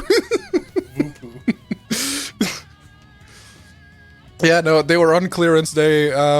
It's like 18 pounds. No batteries, obviously, but yeah, no, it's compatible with just about every tank that has that little. If you'll excuse me, I gotta go take a Voopoo. Pedro, what you're looking for is the 510 connector. Yeah, that's the one. It's the screw-on one. Yep. That's what mine uses too. Which is good to have that one standard, though, right? Yeah, right. Absolutely. You can just buy any tank you want, which is nice because, a 4.5 mil tank compared to the 2 mil ones that most of them I'm just come with. saying, man, it would be better if Apple, if you'd get off that damn patent, so we could have MagSafe connectors. Oh, Yes. MagSafe vape. Why not? man. And come on. When is the patent on MagSafe expiring? You can't. Patent expiration 2020. No officially announced expiration. Standard term is 20 years, so sometime in 2025. Yeah, right after Mickey Mouse. Yeah, right. Yeah, no copyright extensions. Well, wait, was that trademark or copyright? Think it was a copyright? Yeah. You guys ready? Might as well do it. All right. Might as well go Have the for RC soda. Cola tab open. It's better than slander. It's better than lies. A Prague Tale. Requiem. There we go. In 3, 2. It's time for the news, but, in true LGC tradition, we need to put the kibosh on whatever momentum we happen to have, and basically thank all of you. Just turn the camera right around. Turn your camera right around and put it directly at yourself, like cameras usually do, but whatever. Don't think about it. I'd certainly... Point your camera at the wall. Yeah, you're kind of leaking, man. Like, you can stay away from Pedro's windows. Through the window, through the walls. Don't put more thought into that than I did, which wasn't very much. Till the sweat drips off our patreon.com/Linux Gamecast. You should go there. Give us money. Get access to cool stuff like our Discord channel or RSVP to game streams. You can do all that stuff by subbing to us Twitch as well, twitch.tv/Linux Gamecast. But Patreon's what we're talking about now. You can get access to the show notes. You can get... Is that like a patron? It is. If you can be a patron of the arts via Patreon. Our arts. Our farts. Patron of the farts. That's what I said. Oh no, you've contracted cursor. It's spreading. Oh no. Oh, it's on Jordan this week. Yeah, right. Whatever am I gonna do? So get access to videos early. Ven puts out the interfacing Linux stuff. You get to see the early versions of those in Discord as well. Hi, cursor. I go yeah. We got. I don't have a monitor on it anymore. I'm guessing. You're all right. Yeah. Keep yourself entertained. We got Trackmania on Tuesdays and Fridays. We got Borderlands 3 on Thursdays. Join me. I had to do a boss fight all by my lonesome. It sucked because all the enemies are HP sponges, and I need someone to draw fire for me. So go play with Jordan. Everyone, but what happened to Strider, man? I thought you and Strider were doing it. Strider said he wasn't. Apparently, like traveling shit. Joe said he was gonna show up, but he got called late for work. I don't know. Shit happens, right? Like I can't. You have. Real life got to take priority. How dare you don't come to our Discord at 7:30 on a Thursday and play video games with me for 90 minutes? Yeah, completely unlike Trackmania. You guys better be there. Yeah, or else. We got a store as well. Store.linuxgamecast.com. Buy yourself some filthy LGC merch. We got t-shirts. We got tote bags now. I brought some new stuff back. Frank's back just in time for November, man. Frank Vember. No Frank November. Dude, no Frank November, baby. We got all the new merch. I had to get is that a wife beater? That's a Frank wife beater. Oh man, that's a flowy tank top, man. What are you talking about? That's like a dressy shirt or something. I don't know. Do we got Frank muscle shirts? Got it's eventually gonna load. I don't know. Women's flowy tank top. Yeah, all right. Yeah, it's tight. Okay, it's a husband beater then. There you go. It's not a cult, probably. We got Wishstones as well. Head on over to linuxgamecast.com, put your mouse over the support button. I have one, Ven has one, Pedro has one, Jill has one. You can buy stuff off of there, and you can send us little love notes that we got to read for you live on air. Pedro's list. Pedro, what is that? What do you want green RAM for, you fucking hipster? I want the lowest profile possible DDR4 RAM for a thing that I'm working on. Jordan's still got a belt, some chairs, some green things, and R4 SDH set. What is that? Is a weird ass looking fucking SD card. It's literally just a cartridge that takes an SD card for a Nintendo DS. That's it. Okay. Well, that makes sense. Yeah. I got things. Pay no attention to the green hipster RAM on our studio zone as well, because hipster. Listen, Linux Hipster Cast right here, right now. It is a thing. We do thank you for your support. It's kind of brilliant. And look, hey, we're not running ads on Twitch either. I hate it when that happens, man. Like, get it's Twitch time Turbo. for an ad break, dude. I'm like, get Twitch Turbo.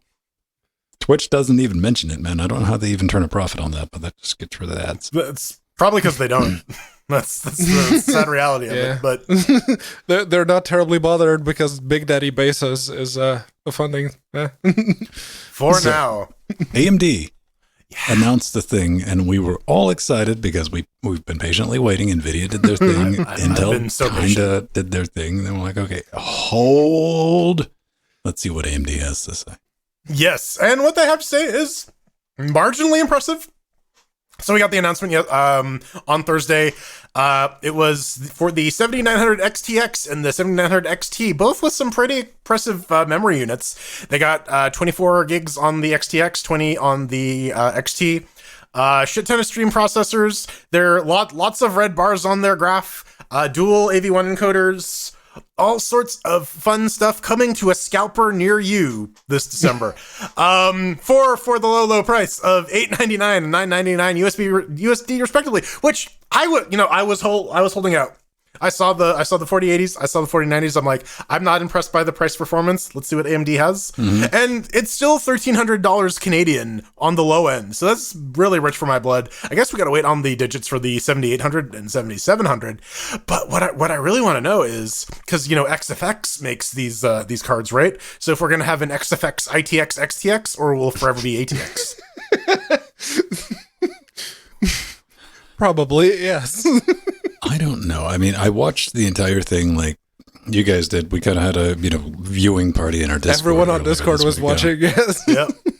And, the thing that really made me go, wait a minute, what's going on? What's going on here? They never really compare it to anything from our competitor. So what we're left with is having to extrapolate, and that's what somebody did. Tech power up. Tech power up. 1.7 times faster, which kind of gives us an idea. So let's say, Cybertruck 2077. How much faster, let's say what's the big bad boy, the 6950 XT? Yeah, that's the biggest trucker.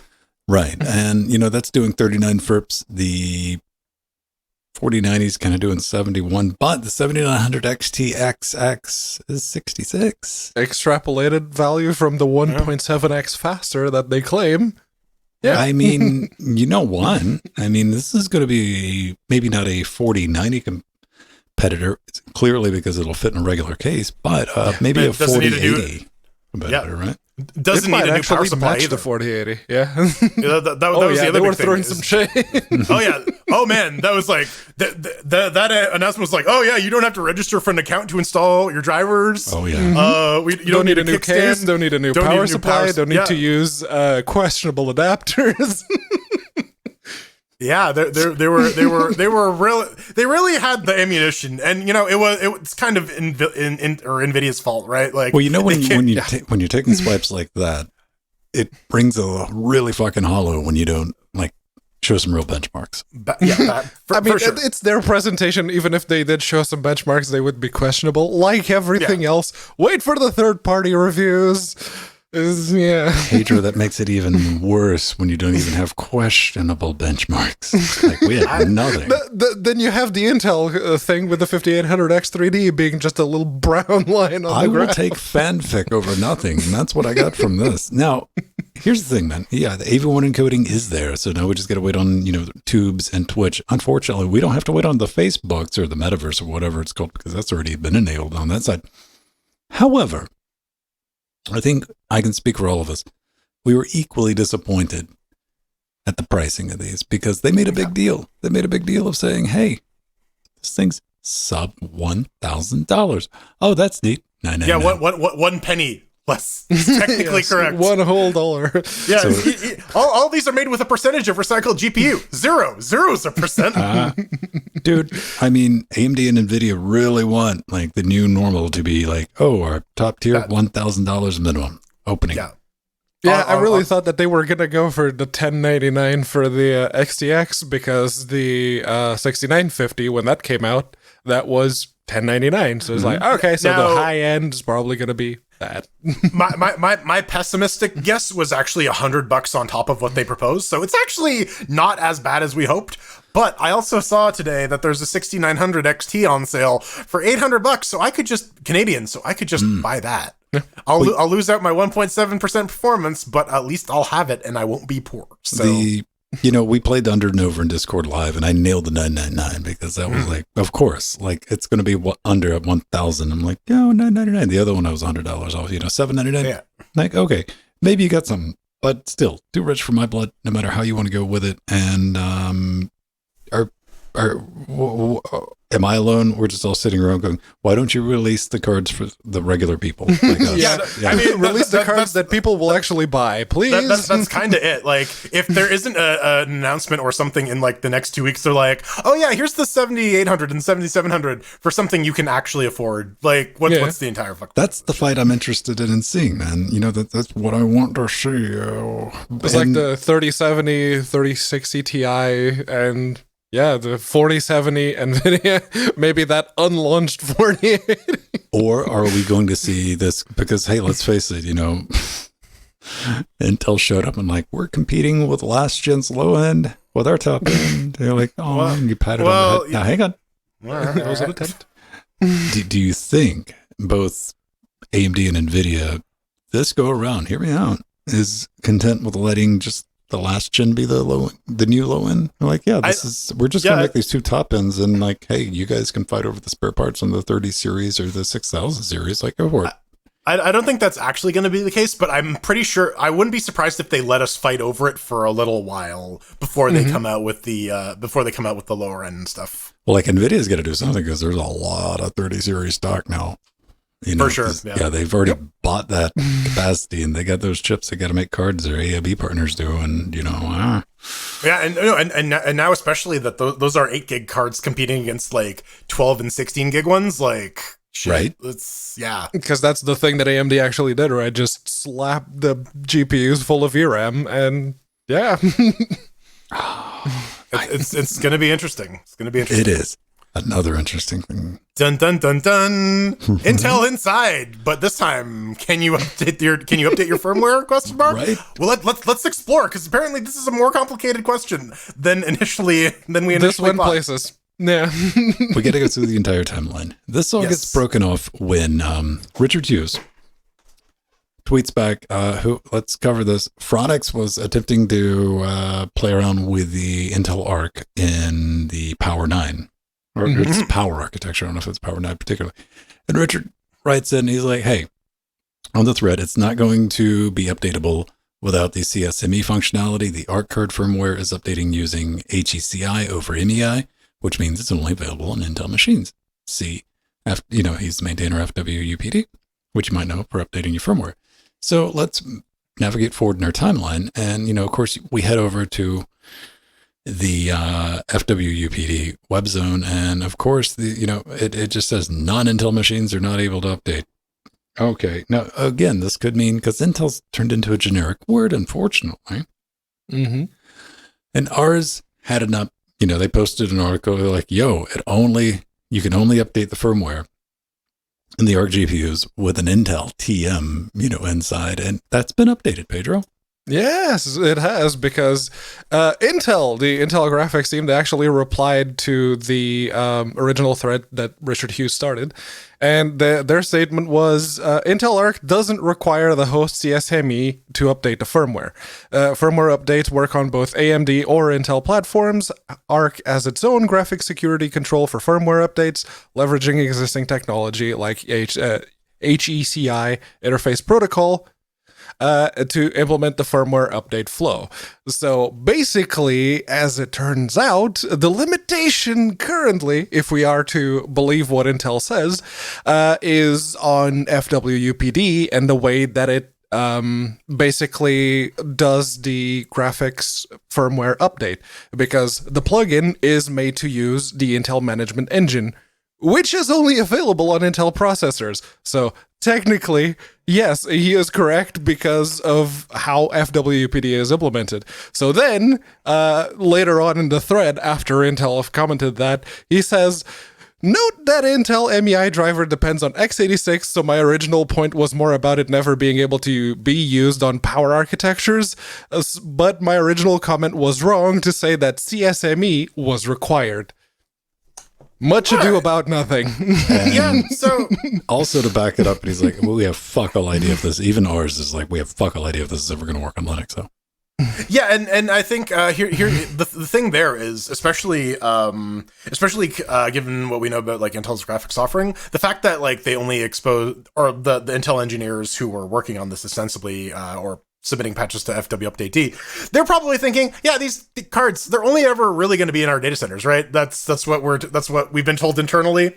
So servers, there are a bunch of them running on AMD CPUs now, but even then, it makes sense that they only accounted that because Intel GPUs were built in with the CPUs for however many years. Yeah, like it's my first reaction was like, this isn't surprising, but it's not, but it is disappointing. And well, this is the whole thing. We had this conversation in the pre super shows, but go back and listen to the entire thing if you're a patron. But no, I would have said, hey, AMD's new GPUs require PSP to update the firmware from AMD, and everyone was like, bullshit, whatever, fuck off. Like, we need to investigate further. You flip this and you go, Intel has set this to only update with Ivy, and it was like, yeah, that sounds like some shit Intel would do, doesn't it? Yeah, I believe it's an easy pill to swallow, and that's what you got to watch out for, right? Is I think we've been battered and abused by the industry so much that like when you say bad things, it's like, yeah, no, that's probably true, even if it's not. Like we've been conditioned to expect that absolutely they would twist the knife more. Why wouldn't they? I don't know. Although I want to know things like this, though, Pedro. I want to know whether or not I can update because this is 2022, heading in 2023. I want to be able to update the firmware in my card. And Intel, you need to work with that. You need to make sure that works with Linux and it's ease. Now, I understand your current generation, even your top end, are fucking curiosity cards. Nobody's actually buying them to use. They're buying them to like, hey, let's see what we can make it do. So... yeah, no, it absolutely needs to be fixed. And if FWUPD is what we use to update the firmware, then that needs to be changed so that the graphics firmware updating portion or plugin doesn't require the management engine to be present. And I think it's not on the GPU on CPU anymore, right? And I think that's really what it boils down to is like people like if this was a thing that was or as originally presented, this was like more of a you can never actually update your firmware on your Intel GPU, but now normally with a video card, is that a big deal? Because usually no. Raise your hands, right? Like with your NVIDIA, it's like what version of firmware are you running on your video card? Whatever the fucking chip with.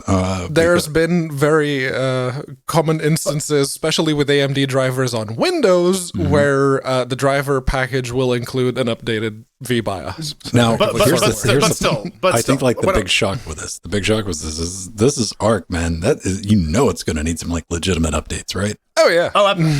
Absolutely. And I think like I was saying, the main negativity about this was like the notion that this would never be updatable, period. But now that we know that this is actually just an x86 thing and not an Intel only thing, and there's the possibility exists to provide a facility. Yeah. Even though Intel has come out and said that's not the case, my only reaction is show me. That's all I will comment on that. Maybe hold out on buying that ARC GPU until we see that update. Yeah, there we go. SuperTux script. Yes, it's finally out. The big update with Vulkan, but you may want to hold off on that. It's there. The Vulkan render is there. They also restored macOS support for versions 10.14 or higher. Lower, and the soccer fields, if you're playing soccer mode, they actually introduced like the lines, the midfield lines, and the lines around the goal, which when I thought about it, it's like, yeah, that makes sense. That way you don't have to rotate the camera. You can just see the lines to have an idea where you are in the field. Pedro, you play it like we all do, right, with a minimap. Yes. But yeah, it is it's out, version 1.4. You can go and download it. You'll have to pass what is it, dash graphics dash render equals Vulkan for Vulkan and OpenGL for the regular mode. That's just the default anyway. So I launched it on mine. It is I use the app image like a normal person these days, and the Vulkan is now Vulkan's great, but this is just like the scaffolding. This is proof of concept. Like, we got it working. You can technically play the game. Just don't look at it because none of the lighting or anything like that is in the game with the Vulkan. We didn't recompile the shaders from HLSL to... It's not pretty. It's not pretty. So, for the aesthetics, you probably still want to use OpenGL. For me, it's kind of weird, though, man, because I launched it with the app image, and I'm using an NVIDIA 3060. It didn't, it launches in a 4x3 window that I had to, manually resize, with the Dragon Prey method, and, that's different and unwanted. You can still define it. No, I can't. No? No. Oh, not even I didn't actually try in Vulkan mode to set the resolution. I didn't go that far. But here's the important thing in this update is that now there are lines on the soccer map, so you can strategize when you're playing SuperTux soccer. I mentioned that. Yeah. Yeah. I mean, it bears repeating, right? That's really all we play Super Deluxe Card for, right? I just look at the minimap, man, and like try to aim towards the ball. What we need is a fucking camera rotation. Right? Yeah. Yeah, like add that. That'd be kind of brilliant. So I think we all want like things to play around with, and like in the ARM territory, like x86 is cool and all, but it's always been, if it used to be Risk, right? Like, we're not talking about heroic. Oh, fine. But yeah, before we get to do want to talk about ARM. I do want to talk about I ARM. know. I thought maybe we were going to slide into it and like, oh, we'll just come back to heroic. We're like, ah. Well, you should have mentioned that before. Or but move yeah, it in the notes. Yeah, heroic 2.5.0 beta 2 is now available. There's a lot that they actually, from the move from beta 1 to beta 2 actually has quite a few changes. And the big one that jumped out to me was fix the issue with gamepad losing focus when navigating to other pages. So it's actually usable on the Steam Deck now. Neat. Okay, I don't have to smudge the screen just because I happen to click on the options and now the gamepad doesn't work anymore. So that's very nice. Yeah, mostly this is just fixes leading up to the release because this is beta 2. But they did add 2 more themes, and they smoothed out the workflow for specifying where cloud saves are, which is, again, I really like this feature. I like that they're actually integrating that, and I wish more games on Steam would take advantage of the fact that you can synchronize your save files. Yeah, no, Valve, seriously. Proton, you can... In the Proton prefix, you can absolutely tell which files were created after the Proton fix itself was created. So those are the save files. You could easily have cloud saves for literally every game that doesn't support it because you can work out which files are different. Please. Quit being a filthy peasant and only play Linux native games, Pedro. This is about playing on your Steam Deck, man, where if you want to pick up it where you left off. That's kind of the thing. The other thing that they fixed that's very clearly Steam Deck focused is launching GOG games added to Steam and other shortcuts. It's like, oh, look at that. Yeah. Everyone likes a deck. Can you install the GOG launcher through Lotris? The Galaxy client? Yeah. Maybe. I don't know if Galaxy, there was a time that it didn't launch on Linux at all. I don't know if that's been fixed. I honestly haven't looked. Strider, stop sleeping on the plane and get back to us. No, real quick. Don't do it. So, before I was leading into this ARM 64, do you think it's going to be, we're always going to be able to 64, but we're not going to see. 128-bit? Yeah, there's not a need for it, right? Let's double up those registers. I'm like practically probably not. But what I was saying is have you guys just not found it fascinating, like something other than x86, a different architecture? Raspberry Pis, it's cool to play around with that. Like Pegasus systems back in the day were always fun to play around with. And if you grew up with, micro PCs back in the day, or Amigas, things like that. But Jordan, do you think ARM is going to be in our future? x86 is going to die in, let's say, 2024, right? I don't know if x86 is going to die. It's going away. I think we're going to live in this weird hybrid future where there's a lot of emulation where tools like this are going to become super fucking handy. Like FEX, they got a new release out, 2211. This is a x86 emulator for AR64, and there's some pretty cool... Now it does x86 64 as well, right? Yeah. This is the big one because you already had Box 86, which only did 32-bit, and Box 64, which only did 64-bit. Yep. This does both. Yeah, we've talked about FEX before. It presents it presents to the host binaries as a Linux 5.0 kernel. It doesn't require any sort of containerization. It can just have native. It doesn't require ch roots. You can just have native file system support. But yeah, the cool stuff in this release are they implemented better segmented register support, which improves 32-bit performance in benchmarks by about 4%. It's not much, but it adds up over time. Especially because there's a lot of 32-bit applications that are still out there, and this one is really neat because there's a larger technical explanation for this, but basically shit was completely broken in the 48-bit address space, where Proton 7 and later would not run. because of how Proton does memory management. Apparently, this was just broken. Period. So when they fixed it, this got fixed for Proton Experimental and later. But now ARM kernels running in a 48-bit address space can now run Proton Experimental properly. So you can we got that screenshot of God of War running on an ARM CPU at like straight up running Snapdragon 888. AAA, which we're not saying. Maybe that not at like 60 frames a second, but like the fact in all that you fairness, can, it may have not rendered the second frame of that screenshot quite yet. yeah. But the menu renders, and it got in game, and it was rendering, at least that one screenshot was rendering correctly. So that's impressive. That's genuinely freaking impressive. And it's when you think of like the Rosetta bits that Apple did, first from the move from PowerPC to x86, and then from x86 to their new ARM. Yeah. It's like, okay, so when Apple finally stops supporting x86 altogether, Rosetta is just going to die, and that's not going to see any development. This is the kind of translation, the long-term fix. Yeah. Yeah, tech that will have, that even has a most remote chance of having proper performance. So awesome. That is genuinely awesome. Well, maybe we'll have. They add one other feature here, which is the groundwork for AVX emulation. Which there's it's a lot of the video encode decode stuff that CPUs have. So getting that like actually functioning again.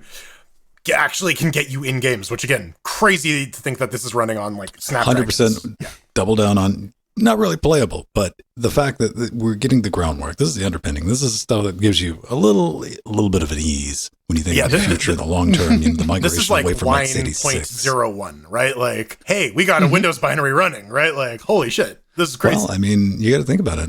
Pedro, you were describing, starting off with a RISC, going to x86 and coming back to ARM64 with Apple, how they had to do that. Do you think we're going to end up, hey, x86 is going to move to ARM, then, oh shit, what's this? x96. What the fuck?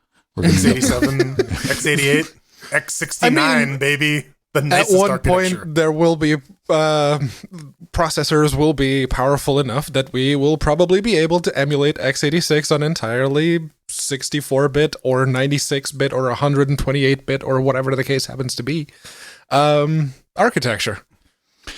Yeah. We have backwards compatibility. What about second backwards compatibility? but does it work with 16-bit 486? No, go away. Can you play 16-bit Windows games on your 96-bit CPU that's running 96-bit Linux? Yeah, dude. Can you even update your Intel Arc GPU drivers? Oh shit! Now you got to think about wine. Yeah, whoa, interesting times. Right. Okay. Well, coming up next, we're throwing chairs at Dome Keeper because we got to keep our domes, or else it's gonna get domed. It's edgy. Crumb dome. Yeah, that's the thing that got me about Dome Keeper. It started in Portuguese, and I'm like, oh. That's Brazilian Portuguese. Fine, we'll play around, see how bad the translation is. No, that's actual proper Portuguese. All right, okay. I only changed it to English to do the video. And mind you, this is me like opening a game, and it's like, oh damn it, what's it set to? Canadian. Fuck. Oh, hang on, let me see. Is it good Canadian? No. I'm gonna put it back to.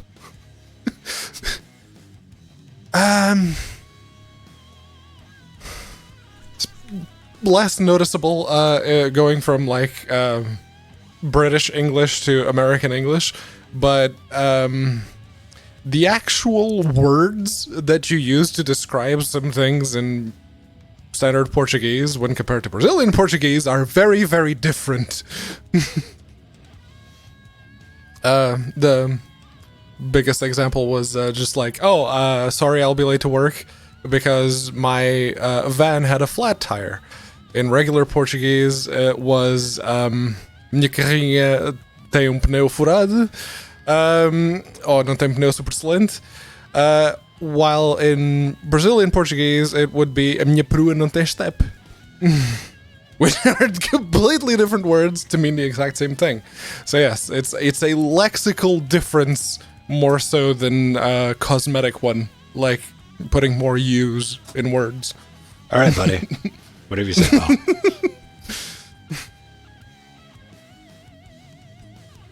Watching the that guy watched that it was bisecting his Canadian guys from BC, Vancouver. Is that right? Is there an island? I don't know. If I only had fucking Canadian paying attention, that'd help me out. Can't help you there. You don't know what's on the There West is Coast? an island because that's where Loading Ready Run are based, and they are on the island. Is Vancouver on the island? I don't know. Honestly, my BC geography isn't super great. Yeah, he got picked up by a crazy guy in Japan, which should have been a hint when the dude opened up the back of his motoring vehicle and he had like a crematorium portable. Yeah. Victoria is on Victoria. the island. Yeah. Vancouver is on the mainland. East Coast, West Coast, man. No love between them. None. There really isn't, man. When I was in Alberta, everyone fucking hated everyone in Ontario. It's hilarious.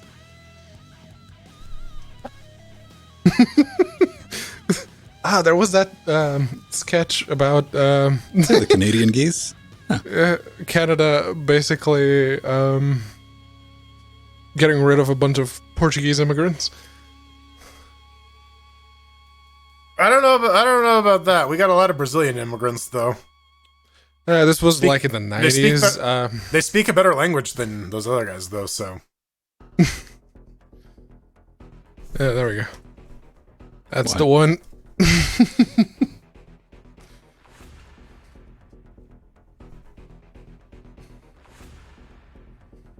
Okay. Well, if Rick Mercer talked about it, then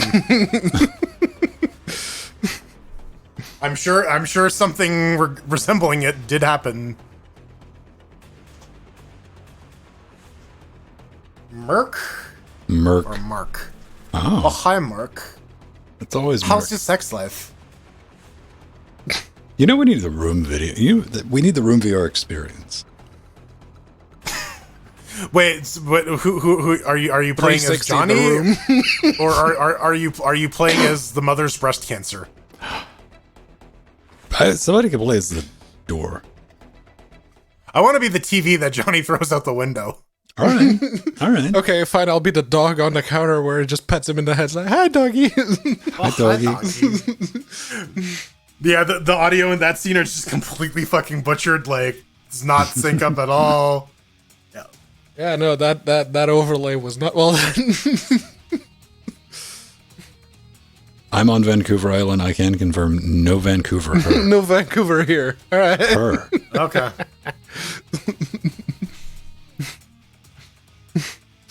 Did you know that Merc spelt backwards is crumb? Allegedly.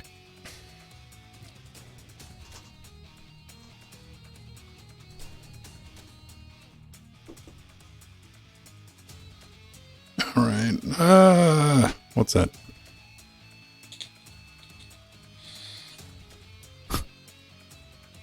All right. So we do that. Am I gonna buy a new HDMI splitter? I might as well. Those things are ancient. SIG. HDMI.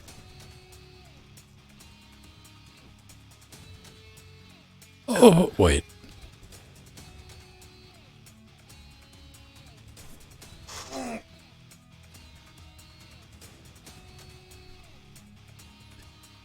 Does anybody have a preferred brand of HDMI splitters? Not really, no. No. Well, that's the thing, though. Like, the top 5 on Amazon are all the same splitter with the different chassis on it. Right. It's 2 eyes. I've been buying these SIGs because they're like Mr. Fancy Pants splitters, and they have intelligence. Like, I've replaced 2 of those, but I'm trying to say because they're ridiculously priced on Amazon. Yeah, the Amazon prices have not been super great lately. No. See, I just want the basic bitch one, and it's like $80. I'm like, no. No. No. Oh, this one's only $500. Okay. Perfectly reasonable price for an HDMI splitter. I mean, Oh. Pricey. This one's got a remote. That's Okay. $44. Wait a minute. That's not too bad. 4K 60. That's HDMI too. All right. Yeah. Does it do the HDCP strip or no? No, these are like... HDCP bypass on the one with the remote. The one Oh, with sure. the remote does HDCP bypass. Does it? Oh, yeah. And it does the EDID 29. See, I need more of these. This is what I use for the 4K monitor. But I don't know. We'll see.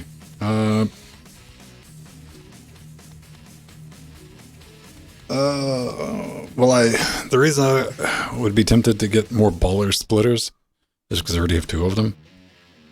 And That's they're pretty pretty fucking baller. Yeah. They're HDMI. It's an HDMI splitter that you actually fill the warranty card out on.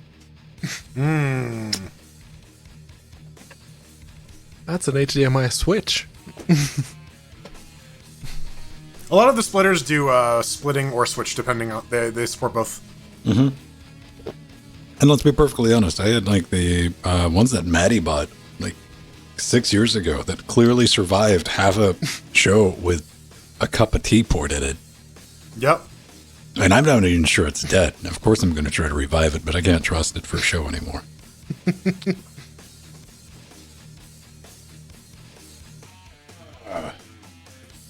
Alright, so here's a question.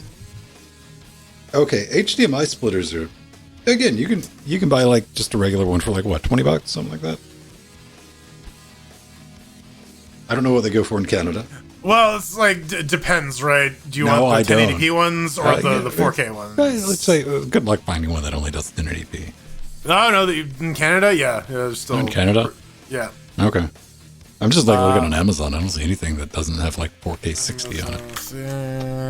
HDMI splitter. Let's see. God damn it. Splitter. 4K, $19, $24. 4K, 3 in 1 out, $15. These are for like the Ugreen video That's able what- where yes, ability. Ugreen is a recognizable brand nowadays. Yeah. Yeah, right, yeah. Ugreen has put their logo on multiple products. Yes. And some of them work reasonably well for in excess of 6 months. And these have worked like wonderful. I don't know if they're Ugreen. Wait, god damn it. It's almost like I fucking itemized this shit and put it on a page, isn't it? Right. Let's see. Doop. Electric display? Probably. We still don't have HDMI 2.1 on Linux, right? That's No. that Did I they're put it they're, under they're just being video? assholes about that. There's the SIGs. These guys. Whatever they're called. Ray Ray? Oh, Ray. Ray me. Same fucking logo. Yeah. Yeah. $15. 4K. Yeah, those 28 in Canada. Okay. I might just buy one more. I mean, I know it works, right? Right? Yeah. That's what it boils down to, right? Like do I know that when I plug it in it'll function? Yeah. Dun. Okay. Wait, let me see. Where do I need to be? Where's the game? You had it up. Oh, I did, man. But then I went HDMI splitter shopping, and yeah.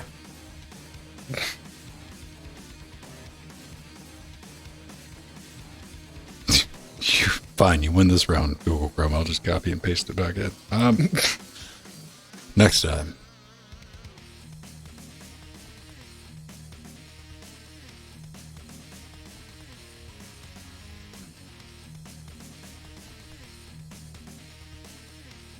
I'm getting a lot of Discord notifications, but they're not. I need to mute that chat.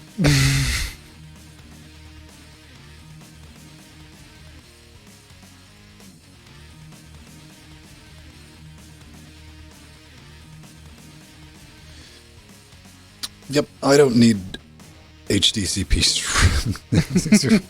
It's nice to have, but If you're trying to play your games console like a certain PS4, and running it through a capture card, and it goes, no, no.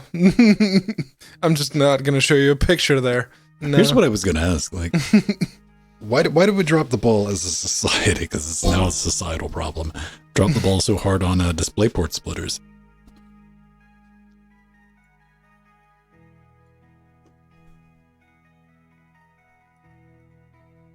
I'd never thought about it. Yeah, Google DisplayPort splitter and brace yourself so before you do it. Oh yeah, they're pricey. They're like, fuck you, pricey. There's like a company going, yeah, we know you've looked everywhere else. This is how much you pay for one. StarTech, $150, $99, $67. Yeah, fucking hell. You know what? I really wish TV's coming with DisplayPort. It would be nice to just have a DisplayPort on my TV. But we're going the opposite way now. HDMI is playing catch up to DisplayPort. Yep. Because we need the 8Ks. Yep. At a Oh, there we go. What? DisplayPort switch 1.2, 18 pounds. I would buy that just to see what happened when I plugged it in. It just laughs If at you. anyone wants to take the challenge, there you go. Oh god, that Amazon link. Let's trim that down. Oh man, Danger Search so. DP splitter.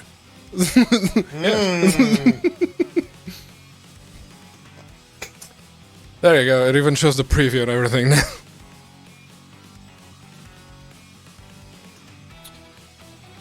Yeah, this one's backwards. This monitor's got 2 display ports and 1 HDMI. 2.0? 1? I don't know. Whichever one does 4K 60. 2.0 does that. Okay. 2.0, yeah. It's got one of those. All right. Yeah, I think I got everything together as long as Petros doesn't die and we're good. Don't spill any more tea. Please, I beg you. Please don't send me back to the void. Anything but the void. It was fucking awesome. I can't handle it. All right. Order of operations. Pedro, me, you, I guess. Sure. I'm gonna list. Done. Let me see how this needs to be loaded. Dr. Octagonopus. Pew, pew, pew, pew. So, okay, why is that not? Okay, chat attack. I'm going to copy chat attack there. Chat attack's good. Chat attack on Jordan is going to go. Where is chat attack? Do I not have a chat attack package? Giggity? Interesting. Why did I break that? Never mind. That's just going to have to live with that shit today. I'm not fucking with that. All right. Ladies and gentlemen, we're going to pause that, and I'll forget to remember to do that again next week. Bounce that. Let's get a record. Record. Chair acquisition in 3, 2. Wait. Where the hell is that? 1. Ha. No? But no. No? Okay. Are we good? 3, 2, and then you said wait, so I waited. Take 2. Sure. All right. In 3. Welcome back to the Chair Acquisition. This is where we take a game, run on a bunch of different Linuxes, and give it a highly scientific protective dome of chair-based security. One chair means that it's an inferior dome that will not withstand a single monster. 4 chairs means that it is the strongest dome in history, comparable to the Atlantis City Shield, because that's a reference that people get. This week we're taking a look at Dome Keeper by Bippin Bits, done on the Godot engine. You can pick it up for about $17.99 US. What does it defend against waves of alien attackers in this innovative roguelike survival miner? Dig for resources, choose from powerful upgrade paths. Is there enough time to mine a little deeper and get back to defend yourself before the monsters attack your dome? Question mark? Well, the devs sent us some keys on Curator Connect to find out. So, Pedro, did you diggy hole? I did my best dwarf impersonation and was immediately slapped across the head and told to stop it. The Domekeeper launches out of the box on both this box with the Ryzen 7 5800X 3D and 6700 XT. On the deck, also out of the box, it V-syncs correctly to whatever refresh rate you happen to have by default. A very smooth, like space exploration-y type music for the quiet bits, and like an action horror blend for when the shadow monsters attack, like they are right now. If you're looking at the video, you know, the soundtrack, I really, really liked it. The graphics are hipster pixel, but they're not terrible. They're perfectly serviceable. The DualShock and the DualSense, as well as the controls on the deck, also work perfect out of the box, though it only has symbols for the Xbox/Steam Deck, so that's all you get. As for the fun, admittedly, I expected to not like it quite as much as I did, because I looked at the trailers like, oh yeah, it's one of those games that gives you nowhere near enough time to explore and makes you come back to fight every couple of minutes. And look at this greedy fuck. Oh man, yeah. I'm basically taking all of them because I looked at the time. It's like, I got plenty of time, so all right. You got lucky is what happened. The correct, basically... yes, that is a correct assessment as to what you're doing, but they actually double down on that particular mechanic. You can't carry a lot of, like, ore or water or cobalt or whatever at once at the start of each run. You need to upgrade your jetpack so that you don't get slowed down. So the need to come back quickly to pew-pew the enemies away lines up perfectly with your weight limit. As soon as you have reached that weight limit, you go, I guess I should just go back anyway and just be ready for when the wave comes. And that works surprisingly well. Okay, sometimes you need to drop like 1 or 2 bits to pick up some speed because you're running out of time. But instead of feeling like a detriment, this doubling down on that particular mechanic feels like it complements the sense of dread that the monsters might break through if you're not there. I expected to hate the primary loop, but I don't. I really don't. It seems really well paced to emphasize exactly the kind of gameplay that they're after. They had the vision that they wanted players to manage things the way that you're kind of forced to manage, and it works. It works really well. It doesn't let you sleep on the job. You have to be on the ball, and you're literally dropped on the map and left to figure things out for yourself with no text on screen right off the bat. And it doesn't punish the player anywhere near as hard as other roguelikes do. So as far as I'm concerned, it gets 4 chairs. All right. Well, on Fedora 35 64-bit, well, it's Fedora because I got kernel 6.0 and some Pulse Audio stuff instead of Pipewire, but whatever. With the R9 3900X and the GTX 1080 Ti launches out of the box. Your options for resolution are full screen or drag resolution, but it does perform well at UHD. It is a pixel game after all. The controls are reasonably mapped. As Pedro mentioned, it is Xbox prompts only. I do like the soundtrack as well. It is some very well designed beep boops, and when I got into the caves, it's like, ooh, spooky music. It was not. I was jamming out to it the entire time. It's pretty good. The graphics are simple but effective. You got like your 3 minerals that you're collecting. You have your dude, you have rocks, and then you have the monsters. All very clearly what they're supposed to be. So no confusion there. Fun-wise, yeah, like Pedro, I fully expected to hate this game, but I gotta say, the core gameplay loop is pretty solid, and it got me hooked. Dig around for stuff, upgrade your dome, your drill, and your dude so you can die less quickly when monsters come a knocking on the dome. It's pretty simple, but simple doesn't mean ineffective. It's also pretty good game design, because you really feel that choice when like that timer is going out. And you got like a shit ton of ore. You're like, oh, do I need that upgrade? Oh, I'll be able to fight this faster. Oh, but I really need to get back there or else I'm going to fucking die. Once you unlock the ability to heal, it's a little better, but those healing resources are pretty rare.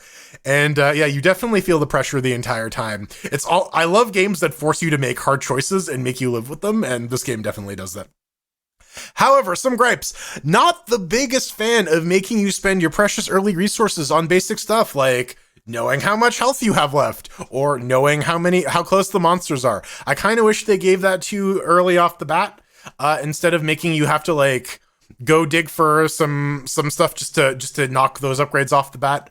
But you know what? Other than that, I really didn't have too much in the way of gripes. The exploration feels good. You have the 30 seconds or whatever is just enough time to get you in trouble.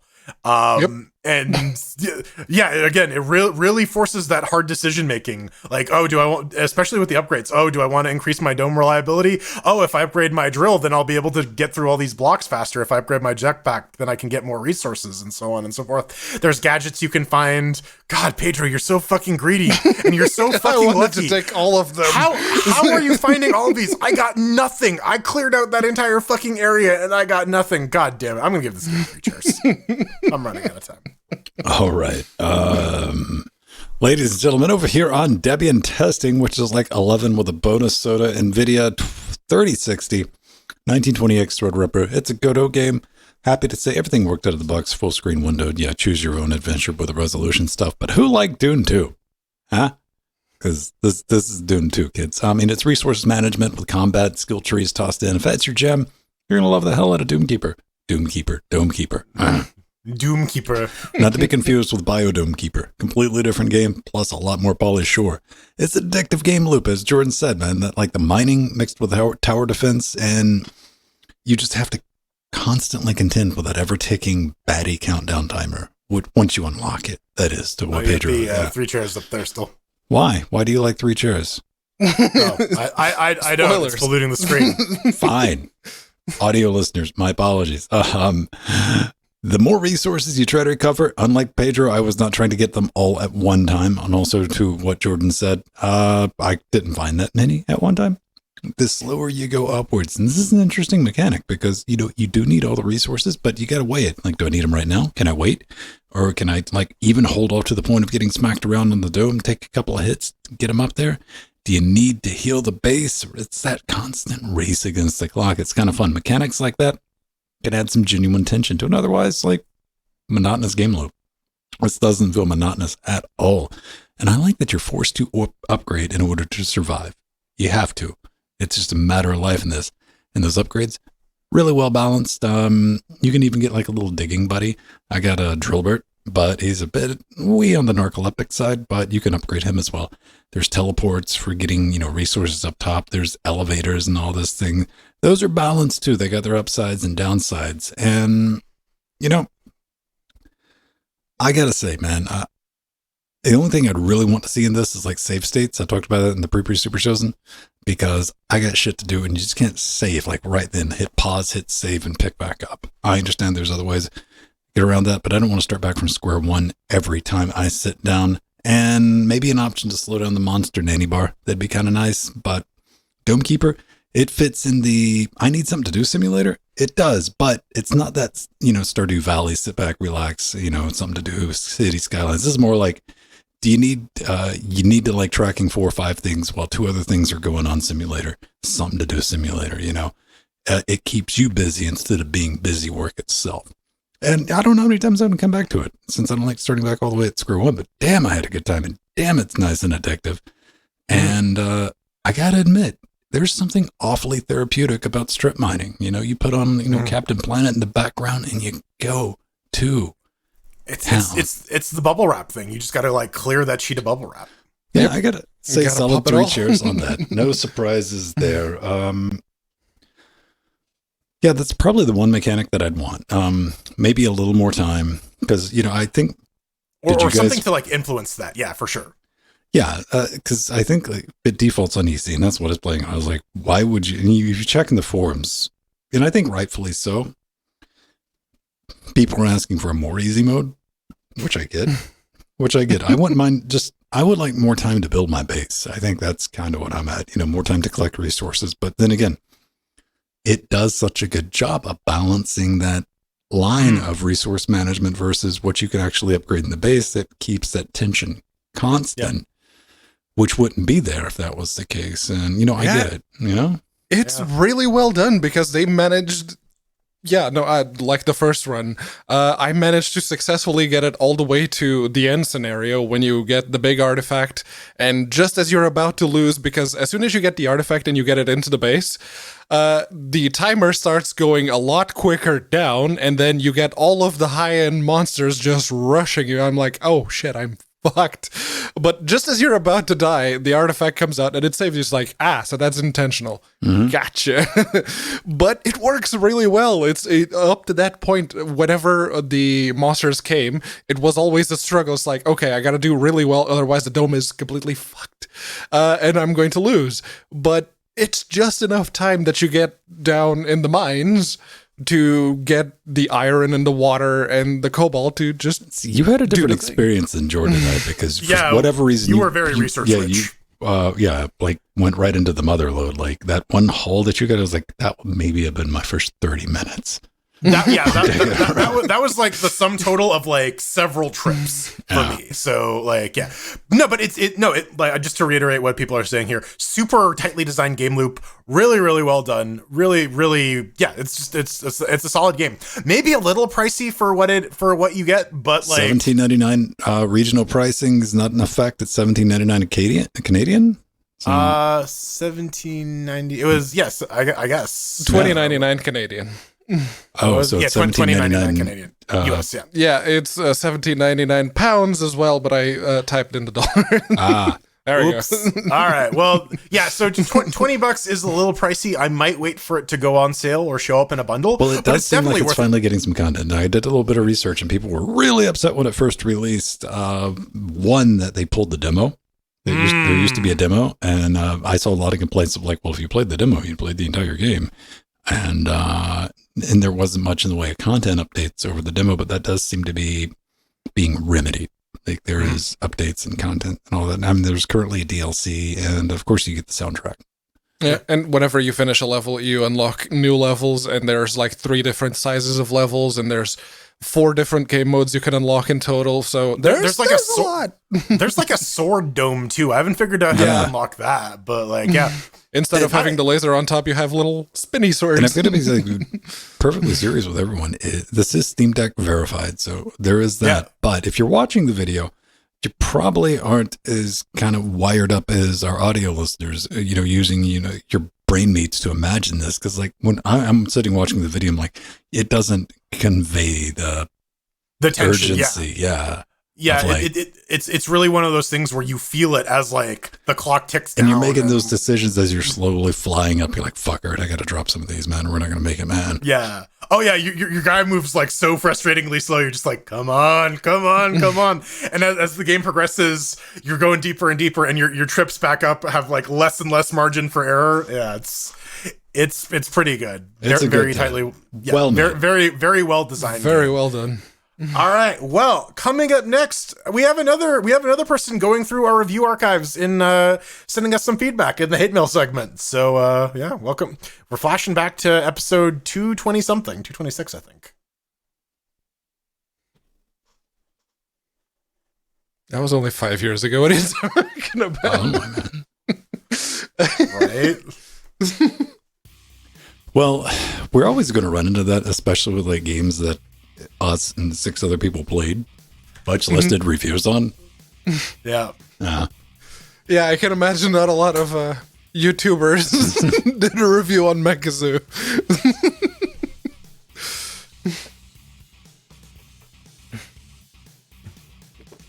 Let's see. What do you think? Good dripping HDMI cables.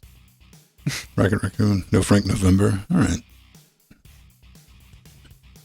Windows Pachinko. Yeah, no. XFX, ITX, XTX. Yeah. Or is it just going to be an ATX, XFX, ITX, or XTX? Yeah. Yeah, AMD's going in like a completely different direction with the stupid naming conventions. Linux Neuro. How could you have How could you have watched that and gone, no, I totally love it. What are you talking about? See, we need to double down on that. And we need to see if the multiplayer is still active, if it still functions, and see if we can start a pro league of. Oh man, yeah, no, this is what we're doing on the Thursdays. magic crystals. Secret of the magic crystals. Yeah. It took me far too long to come up with the title for the Borderlands series, but I think Jorderlands is probably the best I'm gonna. Jorderlands works, yes. Yeah, the best I'm coming up with. Conform. No, to Linux the Nerd, that's on you.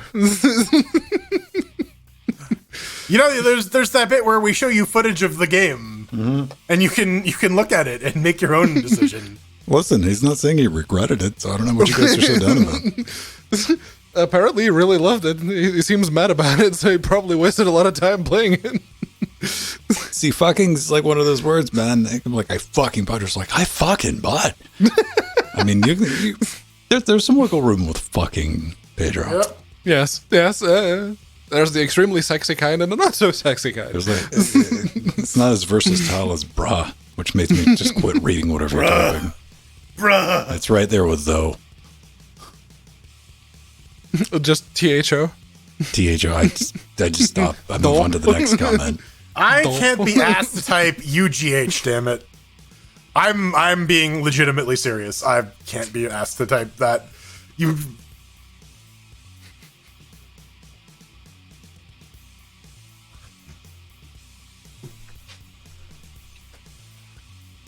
Everybody's got like their own little like weird word hang-ups, right?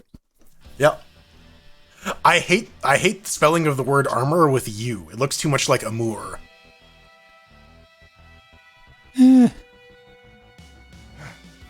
That's been the one that bugs me always when people spell armor with a U. I'm like, ugh, it looks weird. Yeah.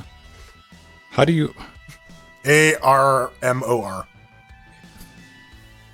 Armor. No, how do you spell it without a U? Yeah, ARMOR. Armor? Armor. Yeah. Armor. Instead of armour. Armor. So American versus British. I mean, like, I've never applied this much thought to it. It's fascinating. I'm like, well, like, again, we're talking about like weird word hang-ups, Yeah, right? right? Like, yeah. So like, this is my nitpick, is that I really don't like the British spelling of armor because it looks too much like the French word amour. Amour. when the sun hits your eye, like a bitch. That's armor. amore. What? That's different. That's armor, bitch. Falling from the When sky. your date with a guy is a fish with an eye, that's amore. That's armor. More armor. Bruh. Bruh. Again, it always kills me whenever I hear the prepubescent voice go like, Bruh. bruh. Upstairs. Lose my shit every time. Like, bruh. And it's being said with heartfelt finality, too. Yes. It's like, bruh. Yes. Yeah. Again, like, I said that years ago. I wasn't the first one to, like, ever identify when somebody types in, like, brah, like that, instead of, like, bro or something like that. Yeah, immediately maximum age limit on that. I was going to attach as, like, 14. Maybe unfairly. That's just where my brain goes. I will ironically drop the bruh occasionally. Ironically is completely different ballgame, man. Don't like things ironically. Like things because you like them. Steve's working That's the on some thing. I World don't War like era it or tankage. dislike it. I just don't use that word. Thinkage. Thunkage. Bruh. More thumpage. I do like the expression, who would have thunk it? Of course, you have to deal with that day in and day out, man. If you... That. It's not, who would have thought such a thing? No. Who would have thunk it? Yeah, okay. Oh, it's not your side tank. That's your main tank.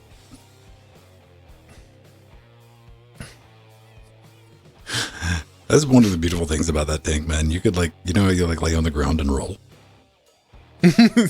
You could lap that fucking tank by doing that. really early tanks all It they were slow. technically moved. That's Yes. kind of where they were at with that. It's like, oh, it's a big thing with metal plates for sides that we probably won't get immediately shot, so we're just gonna use that. Far, far, far away from the turbine-powered M1, the Abram type stuff we have these days. The ones that will level a building and just crawl over it. Yeah. It was about, we should make them fly, and I'm like, no, we got A-10s. We do have tanks with wings. But no afterburner. Now that'd be a next level, man, if A10 could go supersonic. It'd be all kind of fucking, wouldn't it? Just rolling and...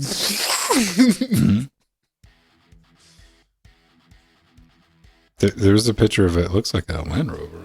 No, Discovery? What? Yeah, it's a Range Rover. I don't know. What are you fascinated about, Michael? There, you're in Australia. Is it the trees? I know there's sheep. Sheep? Sheeple? Wake up, sheeple. Yeah, there's just a bunch of sheep crossing the road and there's someone holding a stop sign. What? Oh, so it's like Washington, huh, Steve? Oh.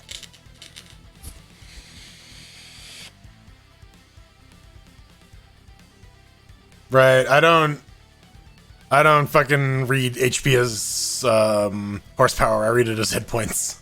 I read it sauce. The Hewlett like- Packard. Yeah. Oh, yeah, I was there like- was a time. Printers. Yeah. Huh? Over 20 tons and under 200 hit points. Yeah, like The Hewlett HP, yeah. Packard. Look at that printer. A very thin printer. Yeah. But yeah, no, not a bad purchase for 60 pounds. Battle mech stats. Man, I posted that earlier today in our Discord about the Canadian guys tried to get a like mech sports league together or some shit. Wait, what? Yeah. It's trying to get what linked together? A mech sports league. A mech Oh, sports yes. league. You heard me correctly. Your brain was having a tough time with that one. I'm like, wait, what? Yeah. Don't want to register. We're not in Neon Genesis Evangelion yet. Get in the Mech robot, Sports Shinji. League. Yeah. This is another thing. Us tailless monkeys are gonna like will into fucking existence, man. We're getting mechs. I mean, Right. This is gonna happen. Also, Pedro, what you're thinking of is actually just IRL G Gundam. Yeah, this is Gundam. Yeah. Not just any Gundam, G Gundam, where they have decided that all global conflict will be settled by every country has a Gundam, and if they get into a fight, the Gundams fight, and whoever wins, that's who wins. Project Gundam.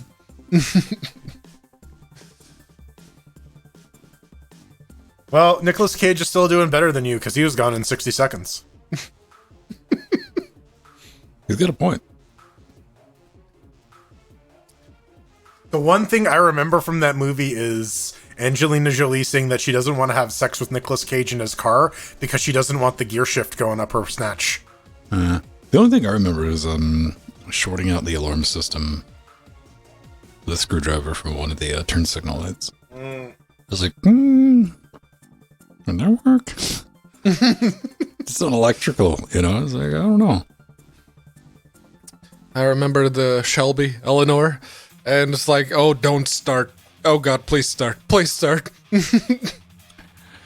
I remember that, yes, the LA scene was like being chased by a helicopter. And I'm like, get out, run the helicopter. I'm like, that's why you have radios, dipshits.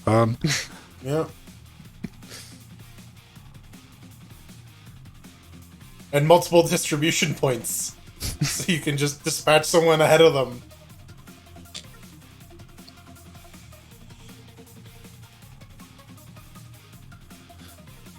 All right. 31 tons, 105 horsepower, 4 miles per hour. Yeah. It wasn't exactly a hybrid. No. walking speed. Slower than walking speed. Way slower, like moonwalking speed, maybe? You know, Alan, you might be right. It's been a minute since I watched G Gundam.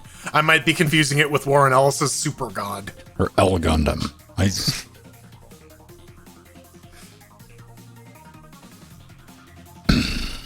There's All right. upside down A Gundam. That's the thing. Gundam AE. No, just upside down Gundam. Upside down A Gundam. Okay. Yeah. I believe it. There's a new Gundam series. The Witch from Mercury. Okay. Yeah, it's coming out now. I see episodes coming out recent. Okay. I still want to watch that DBZ movie. I haven't seen that yet. Oh, superhero? Yeah. Yeah. I was seeing if that was available at the local video store the other day. I'm like, really? Not yet? Huh. All right, fine. I mean, that's how bad I want to see it. Like, that's it. All right. It'll show Yeah, one day. I want to see a movie about Gohan and his real dad. Yeah, I want to see, finally, a father-son movie.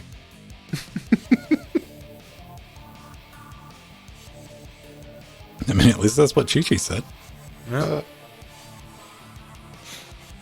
All right. Let's go ahead and close this thing out.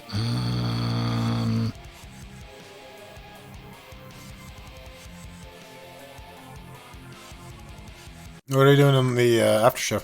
I don't know. You just want to play some tanks? Pedro's got to bounce in the after shows and stuff. Yeah. No, sure. Let's do some tanks. Yeah, we can just sit back and zone out, and blow the smithereens out of each other.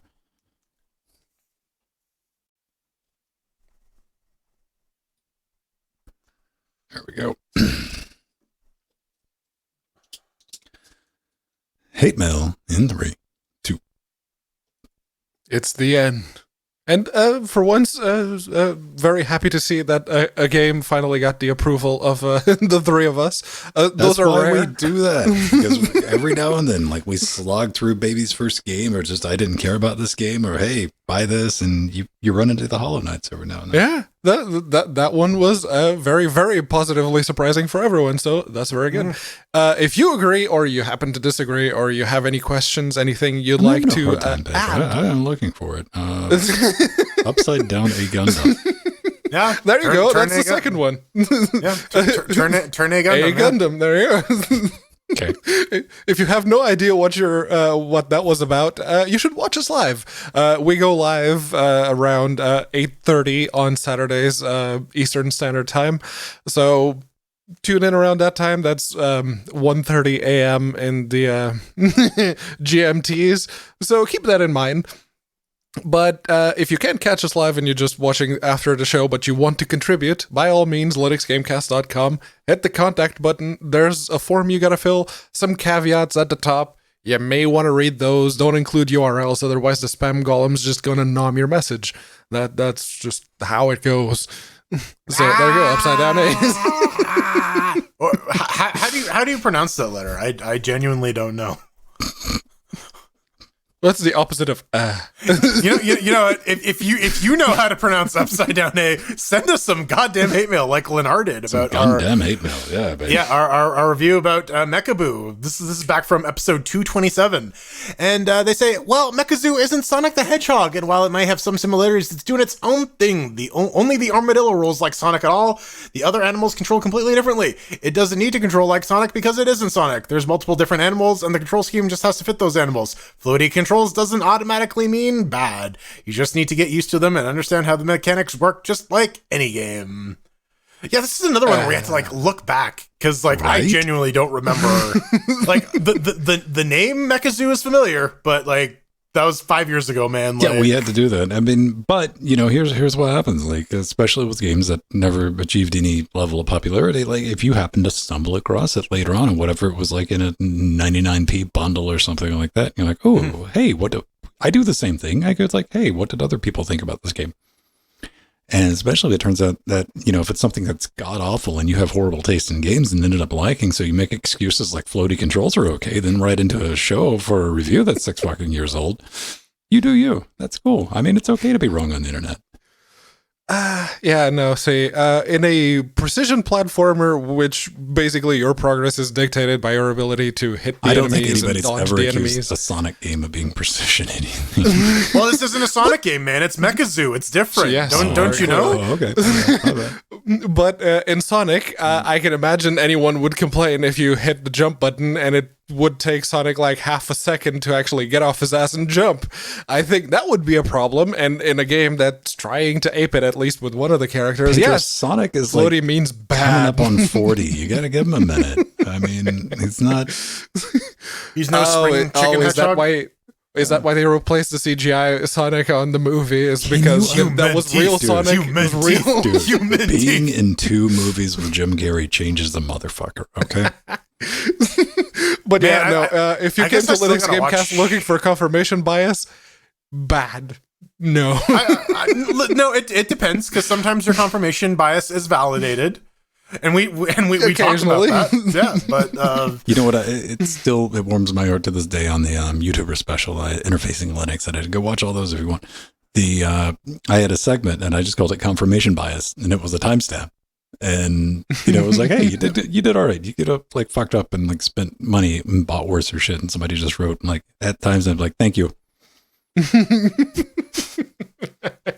That's somebody just being honest with the internet. That is like, hey, Yeah. you know what? That's what I was here for. Fucking delivered. I'm out. Peace. You don't get a lot of honest people No. nowadays. Not on YouTube comments, man. Holy No.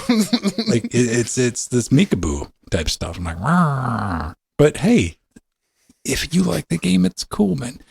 How You about can you, enjoy Jordan? the game without everyone else enjoying it too. That's Jordan, the wonderful thing. when was the last time you left an angry YouTube comment? never because I don't comment on YouTube. Oh, okay, an angry comment on X Hamster. X hamster, like 3 minutes ago. Okay,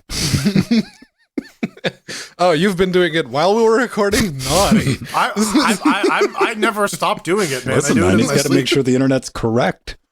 I'm correcting people in porn comments. Absolutely, yeah. Do you ever feel the need to like? I mean, like outside of this, we jump on each other during a show because that's part of doing the damn show. Yes. But like, do you feel that need to like? Well, actually, Yeah. tell somebody, Yeah, Occasionally. do you execute Depending on the it? things. sometimes, yeah. IRL too, which is interesting because someone will be saying something. It's like, actually. Well, like, so it doesn't help that when you work in a field where there is a lot of like nuance and technical discussion, where you can say something and then it's like, well, that's not 100% right, and it may impact this discussion in some way, shape, or form. So It's like broad strokes. Absolutely, I'm with you. You want to get specifics? That's wrong. and like you calibrate for it, right? Like sometimes you need to be hyper precise. Sometimes it's like, yeah, I'm in the area. It's not really my point. My point is some other thing.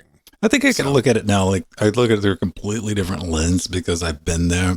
It used to be like somebody would misspeak, especially like when they were doing a show, right? They would misspeak, but yeah, I knew what they fucking meant. Everybody knew what they fucking meant. And I'm like, oh yeah, all right, I know what you meant to say, but you were wrong. And now being on the other side of like, you know what I fucking meant, man. I knew what I fucking meant. Like I thought about it. Like after I said it, like too late now. You're wrong. Well, I don't know. excuse me. I need to get back to my X hamster commenting because You'll notice we've had to disable the monitor for Yeah, no, that's why that monitor is off. spicy. way too spicy. Too man. spicy. All right, beautiful people. That on that, have fun with this YouTube ads with all of our X Hamster references.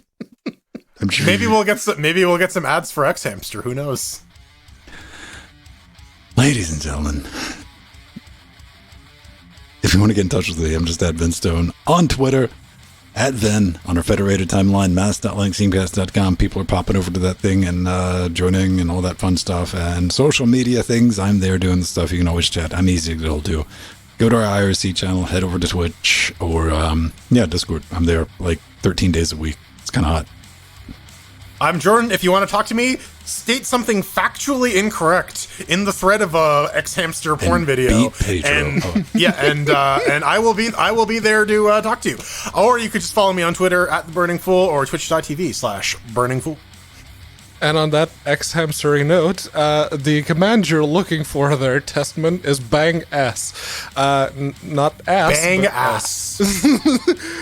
if you'd like to bang my ass, so to speak, find me on Twitter at unaccounted for. No promises, but you know, we can talk.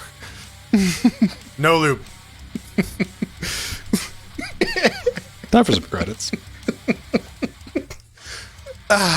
Adequately? No. Not true at all. Borderline entertaining. Just barely crossing over. We gotta thank our advisors. We got Omegas and Arthur. Omegas, yeah. Oh, they're killing me. Yep. We got our executive producers, Barbara M. Scott Michaud, Atomic Ass, Mike G, Mike T, Drummer, Kaku, Yours, Pebble, Tomage. Hey, did we think of our new patrons this week?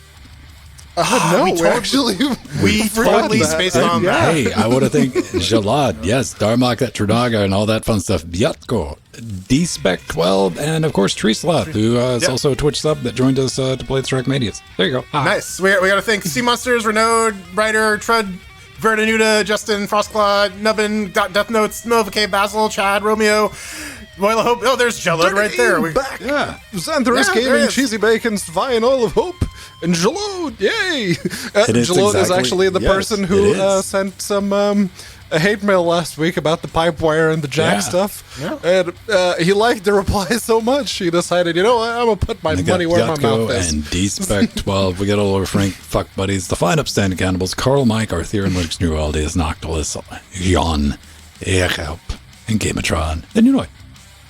Yeah. Done. Brilliant We people. finished it. Lovely people. Wow. We're going to get out of here. Dynafire. See, I only hit that once this week. That's not too bad. Toodles. Toddles. Toodles? Todders? Toodles. Potato. Whoa, Toddlers? potato No. toddles. Potato toddlers. Tater toddlers. Tater toddlers. Ew. It's not Cabbage Patch Kids. They're tater toddlers. Boil 'em, mash 'em, stick 'em in the stew. Boil 'em, mash 'em, stick 'em in the stew. Boil 'em, Tater mash 'em, toddlers stick 'em in totally the for stew. you. It's our jingle. Yeah. Okay, right. Mr. Potato Head and Mrs. Potato Head, they have tater toddlers, I right? like that Okay. Steve has confirmed that we're slightly more interesting in World War I era things. Yes. Slightly. Slightly technical. But are we, though? Are we really? Hey, man, you can blow some smoke up my ass. I'll take it. I'm like, I am susceptible to flattery, yes. fuck So- yes. Y'all I'm have not. fun. I'm out. Bye. I'll see y'all. Okay, mister, I got a functioning HDMI splitter in my book. But I know. Yeah, you do. I'm fucking seeing Oh, this yeah, monitor. no, it's mine. Jordan, you can take my room. There you go. Bye. Don't. You ever like load tested Jitsi? Because I haven't. No. How? I guess how do you quantify that? Just like open up a bunch of rooms and. It's got to scale differently versus like one-on-one like we do versus one on mini, right? Because then you're gonna have different people with different resolutions, and it's gonna be breaking it down to like. Yeah. Because I basically have it set right now to just do pass through if at all possible. Yeah, you have it all like cranked up to max settings on like all the audio video quality too. Yeah. So Like, and it's only on a 2-core box or whatever. You know what I mean? yeah, Yeah. Jitsi doesn't do like any of the transcode though. No, Yes, it will. it can, but like by default, no. By default, it'll bust it down. Okay. It will. Depending on like, that's if you leave on like the bandwidth estimation thing, which is bad. I mean, sometimes it works like every other release correctly. Just disable that shit. Yeah, no, I have looked through the config.js like maybe 4 times. I'm sure there's like a ton of shit in there. I have no idea. What it does. There's it's, you know what? It's commented-ish. I'll say that. It's commented enough to where you can start Googling shit from the config file. Like, how does Right, this and work? then gives you a general idea of what turning it on or off does. Yeah. Right. Until they move it to a different file, and they don't make any references. So what are we're going to be able to play a couple of rounds of tanks and call it a night, because I got an HDMI thing. I'm not even going to try to, well, yes, I know me, I'm going to try to salvage it, but I also know I have a backup one somewhere that I can't fucking find. So, we're going to play some tanks. If you want to join, pop in the after shows. That's where we'll be. Suckers! Now we're not even the after shows. Got one. Mwahaha! Sucks to be those guys, whoever they are.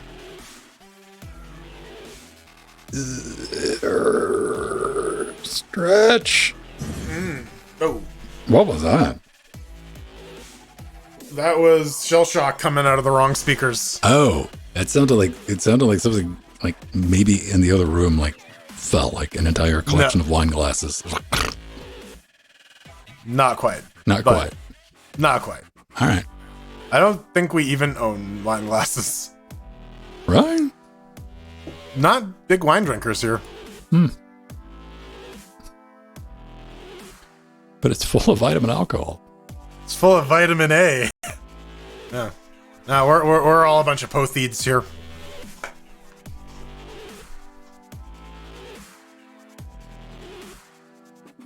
Ka-champ. It's like Kerchunk, but with more champ. Let's get this thing started. I'm not online, am I? Probably not. Safe bet.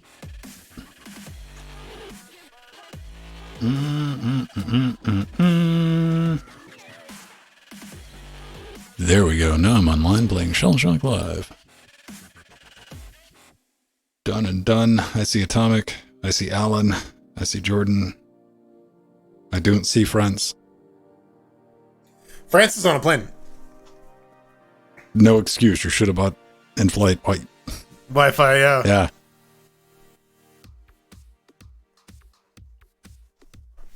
You know what? That's going to... Wow. Hi, Jordan. Hello. You beat Alan. Goddamn. I had the friend screen open, and I right-clicked. It popped up, and I'm like, no. This is my game I play. See if I can beat Alan. Sometimes I can, sometimes I can't. Dude, I do victory laps if I get like 2 shots off.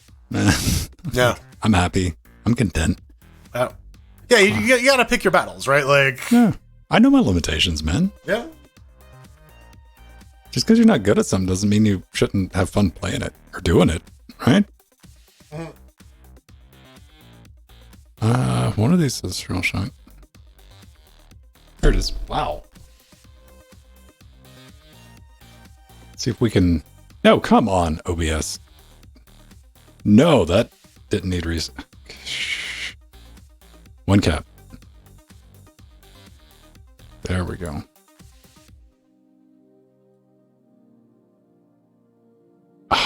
Okay, this is the sticky ball problem I'm running into. I'm trying to get that little corner in front. That, like, 3 pixels of space or whatever. Already dealing with a low resolution of the trackball on top of everything else. There we go. All right. So, let's, oh, right, that one's not plugged in, that's why. No, Strider's got the plane to himself. Oh, wait, that's the bus. Never mind. Oh, that's the Airbus.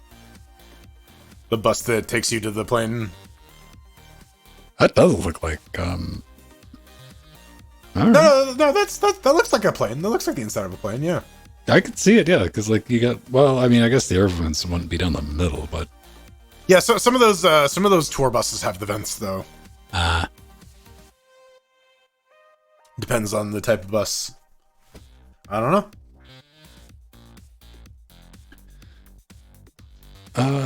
I think I'll get the right room. All right, I gotta do a bio break, then we'll do a go for couple it. runs.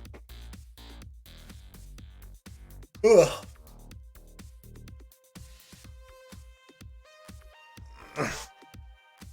Lonely days are gone. Strider's going home. You wrote me in a letter, babe.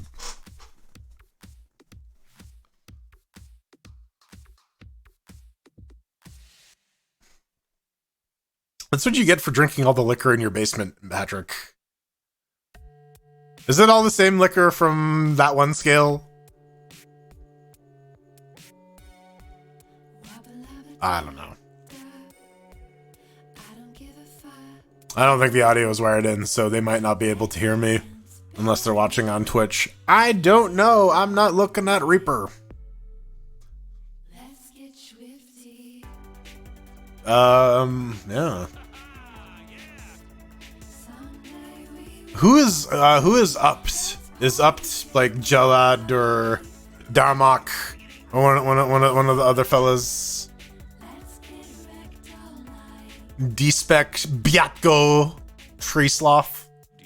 One of you individuals, both I. Or is this just not friends only?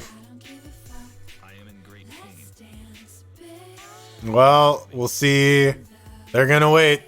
They're gonna be waiting for a while. Twitch.tv/Linux Gamecast, man. Gotta watch it.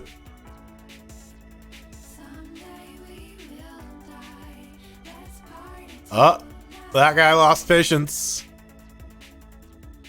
Up it though. Up is still going. Still strong. Bothite. So many Bothites died to get those Death Star plans. That's the joke that like 2 of you will get.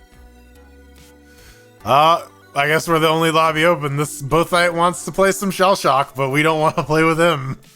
Oops. Oops.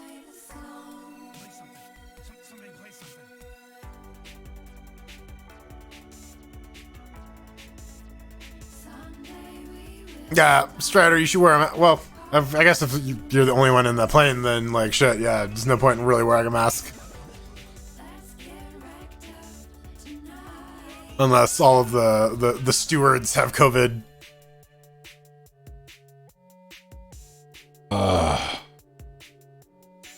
Welcome back. Much better. There we go. Let me give them game audio.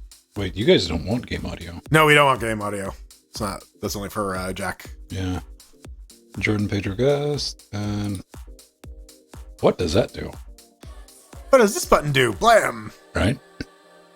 I saw a button and I pushed it. God damn, that's just how you live your life, isn't it? Yeah, they should be getting audio from us. Should be.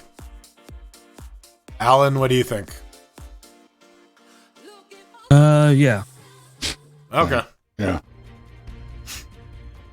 I can hear you. Mirror is apparently very wasted, and so he's muting himself.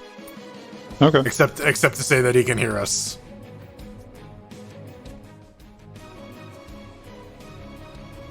Do a flip.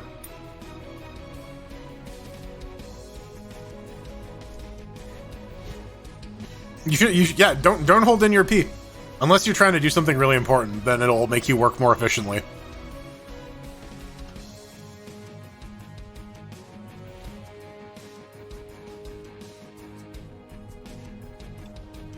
Just waiting. Oh. Yeah, I always thought it'd be interesting to do like a Oh, Team Cross. LGC? Alright. cross country like truck drive, but then I get I gotta pee, man. Like, whoa, alright, let's get on the right thing. Can I not move? Oh, it's not my turn yet? Not our turn. Oh, fuck you! God damn it. Fuck all of you. Alright. With your fucking monkey purple I'm gonna dishwasher. shred some motherfuckers. Prepare for moons. No! Well, maybe. Those are warning moons. Yeah. Well, that sucks.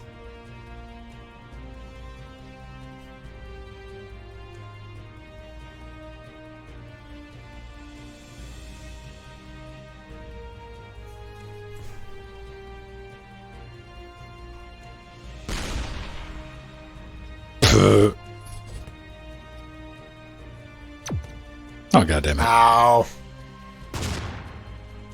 My mana bar. Oh, I got one too. Yeah. What is this? It's your shield. That's just extra hit Oh, points. I know that. I'm talking about the 2 portals, my man. Oh. I don't fucking know, man. Let's try it. Let's find out what this does. Nothing. All right. No, a little too... You know what? Look on the bright side. They're kind of stuck now. Yeah. Nope. We're kind of stuck now. Got They it. were, yeah. Understood. Sorry, game. My bad.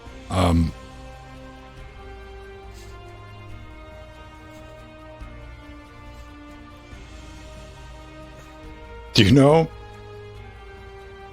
The way? Phew. Haha. Get sucked.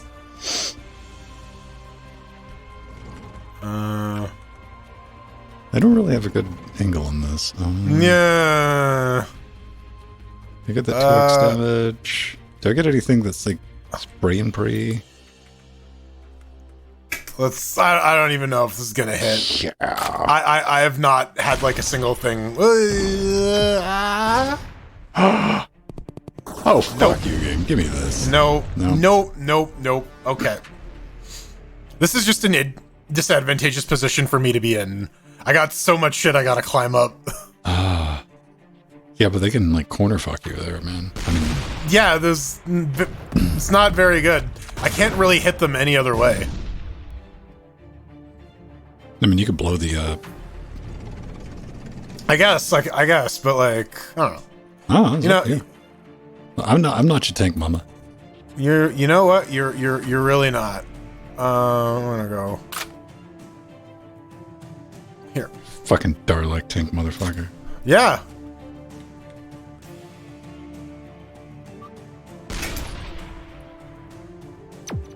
God, really? Damn it! Fucking hell! Okay, Too much Atomic, mustard. Alan, we're gonna need you to move forward a little bit, Yeah, just a little. just a wee bit.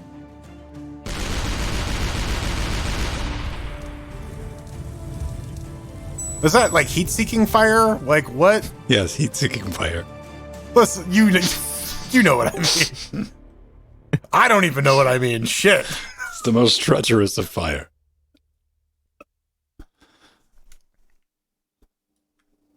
Oh man. All right. I hope this hits. This maybe? I would like to. Ooh. Hey. Hey. I Contact. actually hit something. I'll take it. I got a nice shot. Wish I could have met you.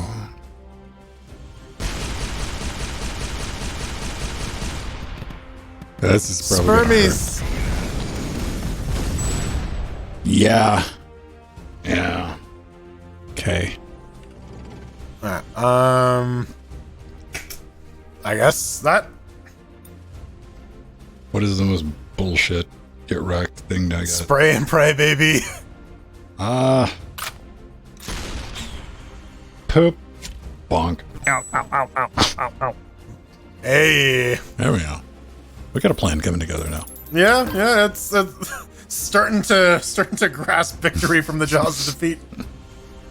Only briefly though. 3/4 of the game, we got it dialed in. Let's go. Yeah. Now it's for real. Aw. Ow.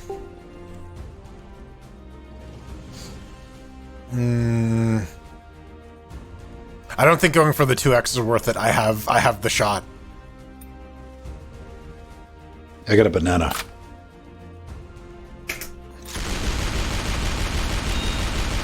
Oh no.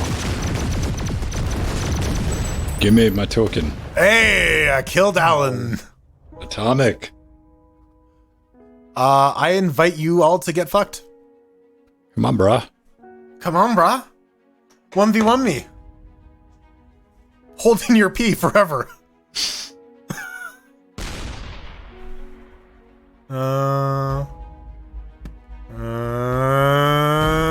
Hey. Cool story. Okay. Math lady meme.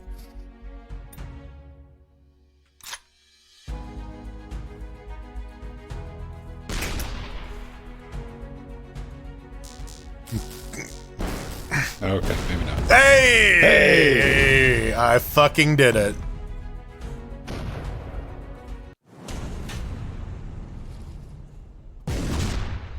Boom. Bitch. Boom shakalaka. We don't get any fancy song. But hey, I got to level up. I Level got a play button. 37. Can I hit? No, it doesn't do anything. I clicked on it. Level up. Fuck yeah. I got the spaz. 37. And a token. Nice. And spaz. Yeah. All right. And base camp. We got a new map. Looks like a giant poopy. Yep.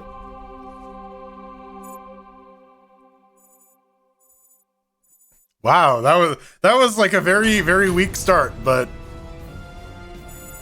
We came back and we crushed him. yep.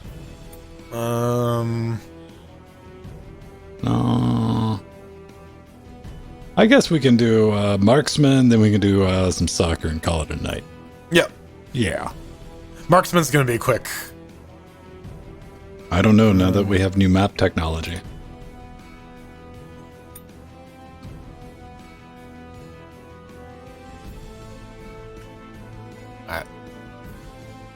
I had to pick where I was sticking my level up point. Forgot. Oh, god damn it. Fucking hell. It's gonna be a hard one. Oh yeah, this is gonna suck. This is gonna be a short round. Okay. Fuck. Goodbye forever. No, Henry Cavill, don't go. No. No. Well, I hit that. What? So that's the important.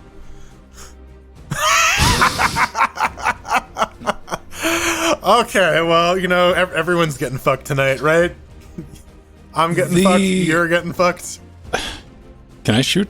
Oh, Maybe. Sometimes, yes. I think it's actually depending on the bullet, but I don't know. you gonna risk it for the biscuit? Nope. Okay. All right. We learned. Have We fun, learned today. kids. Yep. Take a sit. Sit back and relax. Yeah, no more. So, like, the current scuttlebutt is like Henry Cavill pieced out because they were fucking up the script. Really? Yeah. It was getting too far, deviating too far from the source material. Oh, and he's the big old Pyrrhus. He's All like right. a big old Witcher fan. Yeah. Yep. All right. Well, Alan wins. Pure skill. Hey! Hey! Hey! Hey! Hey! Hey! Hey! Hey! Hey! Hey! Hey! Hey!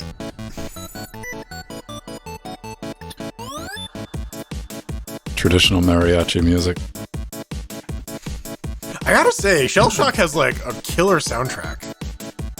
Yeah, I mean, it is a lot more fleshed out than it has any right to be. I mean, but when you're not really updating the game. Okay. What do I got? All right, I'm on Team Ass. Build. I got no builds. Ass, I'm gonna need you to. Disco ball, dead weight. Do we have anything that builds? No. I don't know what Spaz does. Neither do I. We're gonna find out. Yep.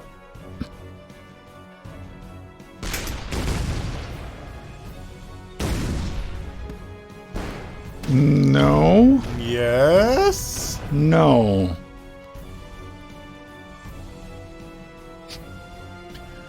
Let's find out what Spaz does at point free. I do have a builder.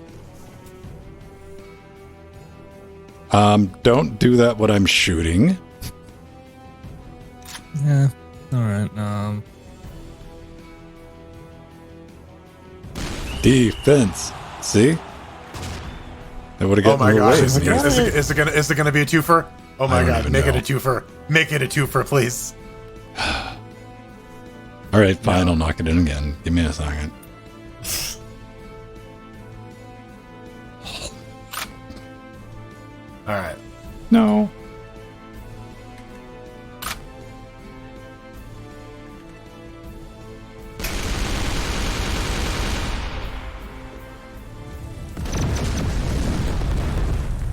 Could we not say we did? Okay. God damn it. Nice. Fucking hell. Really? My raining piss fire did nothing.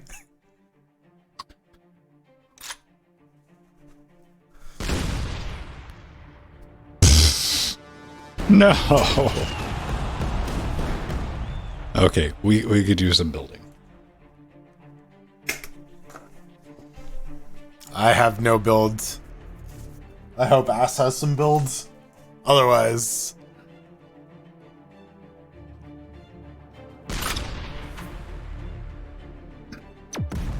Nope. Alright. Alright, I got some build.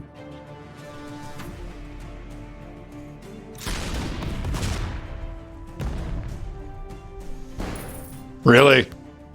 Yeah, if you shoot it too far off the other side, it comes back to your side.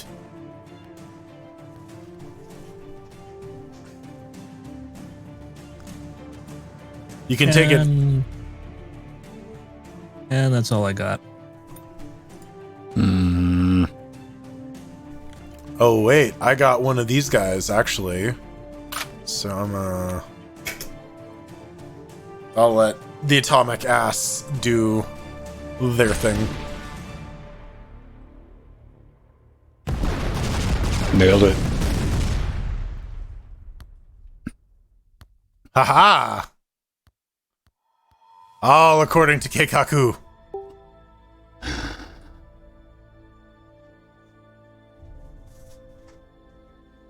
Alright, let's set phasers on bullshit. Let's see.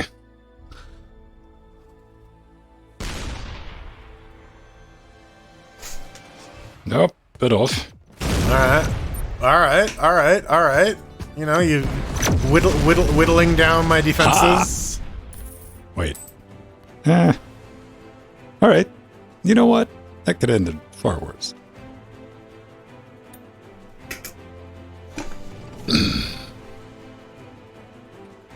Through the tadpoles in the flame. It's a dangerous play, Atomic. I don't recommend it. Nailed it.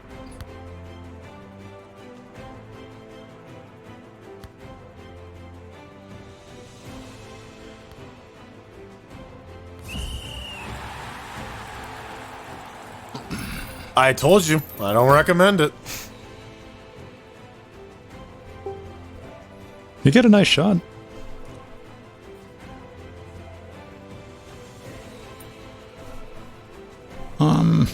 I don't know. Let's see what that does. Boop.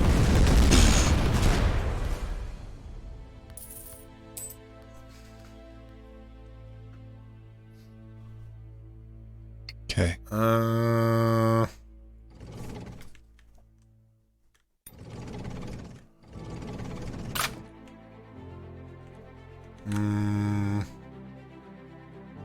The only winning play is not to move. All right, this is either gonna work brilliantly or it's gonna backfire horribly. Highly recommend it.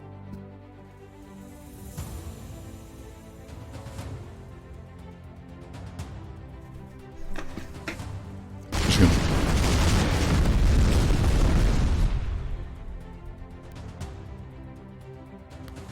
No.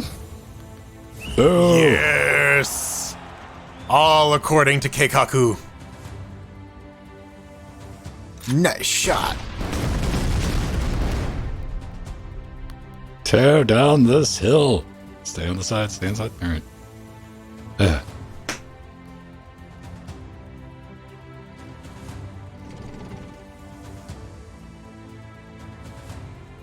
Tanks in the ass. That's a real tank in the ass.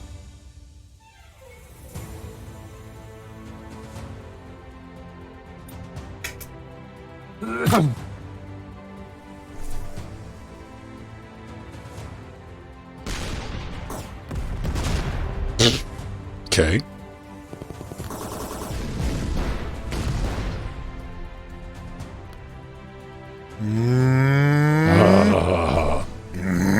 Homer. Yes. Homer. What are we waiting on? There we go. All right. Show you it's done. This is how you unintentionally score on yourself. Watch and learn, kids.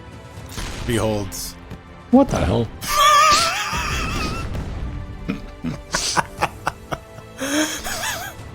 Watch, learn, kids. This is how you shoot yourself in the face.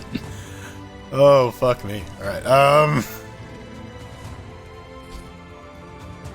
okay, I'm gonna...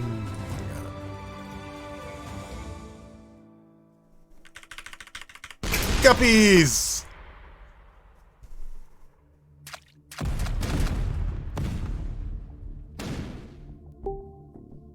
Swoosh.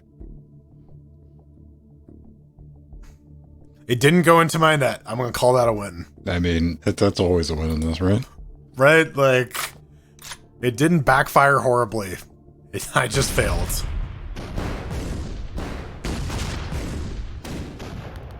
Boo. He whispers. And that was not the best idea. Probably not. We don't want to have to work too hard, right? Right? Yeah. Make it easy for him. That's what I love. Whoa! That could get interesting. No. Alright. It's fine. Oh. It's fine. It's fine. It's fine. It's fine. Okay. Barring nailing this and it instantly bouncing back in again, they're in the clear. Which would only be the third time that's happened. Right? Yeah. In the show.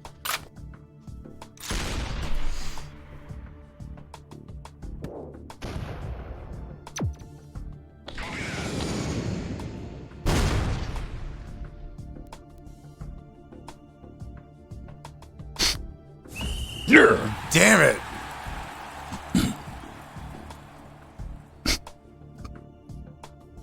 Fucking horseshit. Good, I got a point for this. There we go. Some boo-boo. Alright. Alright, you guys, don't knock it in. No self-goal. That's all we gotta do, right? Right? Right. Bring me the horizon.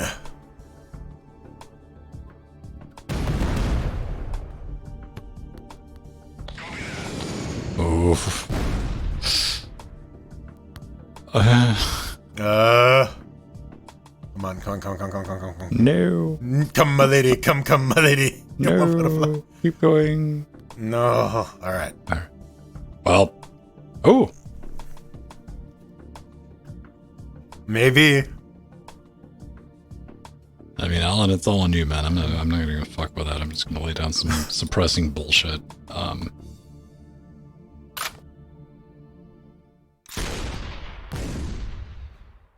Love to see it.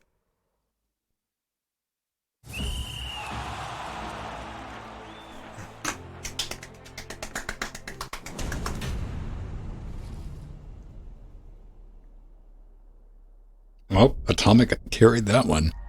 Yeah.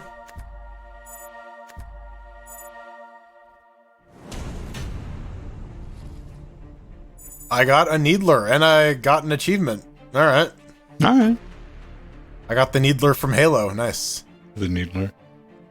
You know what? Like, part of me is morbidly curious about playing Halo. I've never played Halo. Look, just Infinite or Master Chief Collection? I've never played Halo. Alright. That is The entire like- sentence on that, yeah. I mean, like, game mechanics wise, it's Splitgate minus the portals.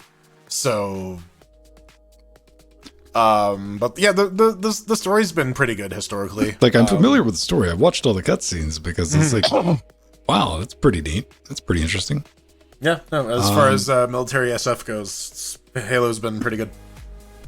But yeah, I mean, outside of like, if you really wanted to get, aha, we got you, then like 30 seconds on the original Xbox.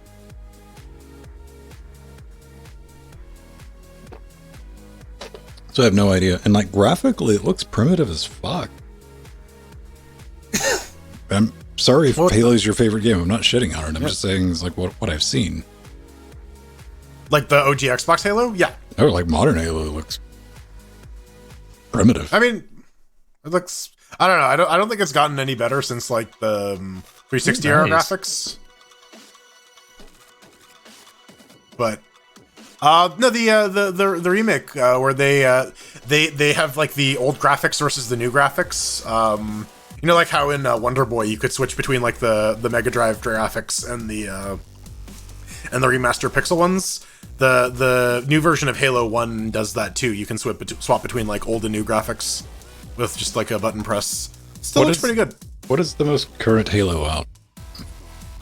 Infinite is their live service, and Master Chief Collection I think is like 1, 2, and 3.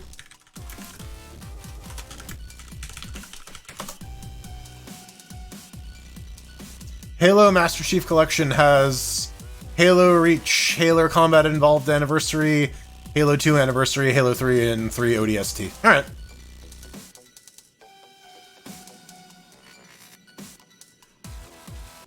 ODST was basically just like, they had the engine and the assets for 3, so they just made a new game with it.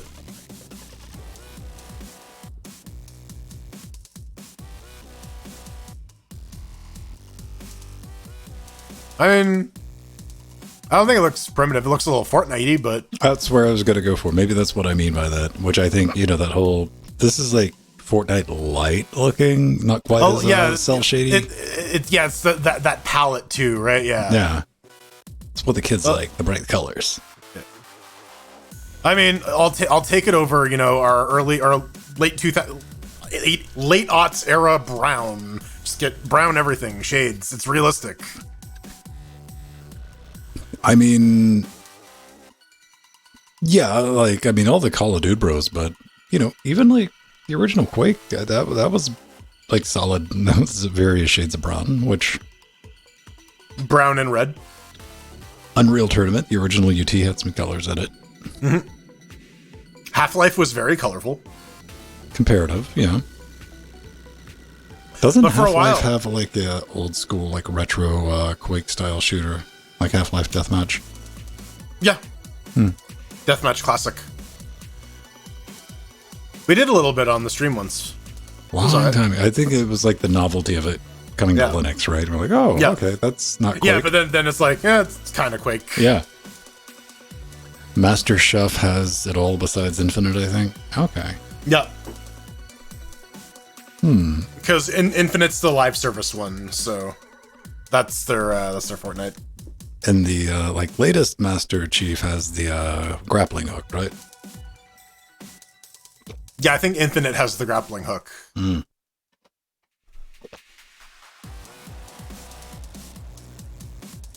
Beth Mastered Quake.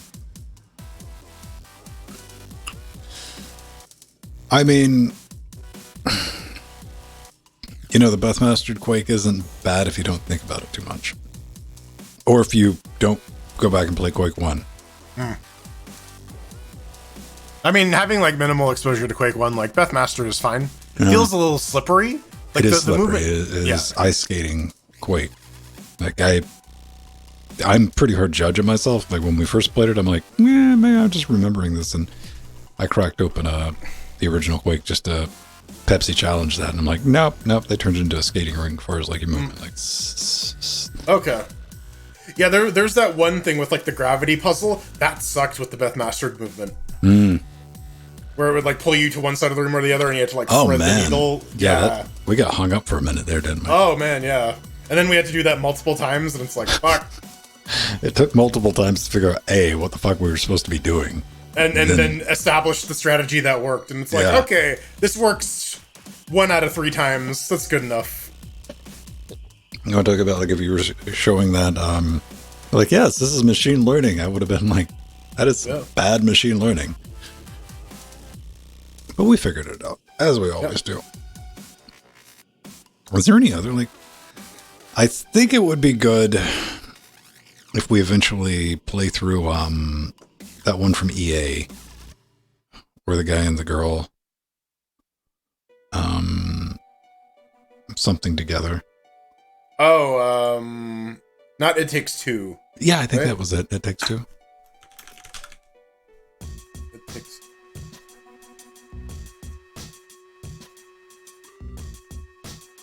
think that's Yeah, and they got the friend pass, so you can do like the Right. yeah. Yeah, no, I'd be down to give that a try for sure. right. That is like something I've been like, okay, all right. If we do something, any type of co-op thing, I watched Jesse and Dooger. Because I'm like, yep. It might be enjoyable. Yeah, I heard good stuff about it. I don't know, like other co-op stuff. Yeah, that's why I went with Borderlands, because like at least that has the co-op campaign for like the full campaign. Right. And it's also like it goes on sale pretty often, and it's like a free Epic Game Store game. The crossplay works, so yeah. I was gonna play the fuck out of Resident Evil Village. Yeah, Joe posted the Yeah, it's on sale. It It's like was. It was out. Yeah. It was out by the time. Okay. I clicked on it. It had add to cart. I logged the fuck in. It was out of stock. Out of stock? Yeah. They had- The only I think it was a pricing error because it's back on because it had like a timer on it, right? And it was like plenty of time. It was like 10 hours or something like that. I'm like, oh, whatever. I initially didn't. I'm like, I'll get it. I'm like, might as well go ahead and grab it. It was like $7, right? I'm like, fuck it. And just to have it, because I wanted to, I was like, well, I'll buy the DLC so I get the third person play around with it. And not really into the Resident Evil games, but I'll fuck around with them. And yeah, by the time I just went, like, had that brain moment of like, just go ahead and fucking buy it, quit being you, and spend some money. And I did that and it was gone.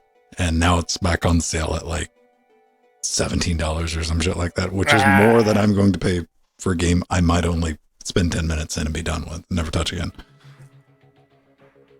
Yeah, Vermintide 2 is free, and I was going to install that 90 gigabyte fucking game. Yeah, it's a junker.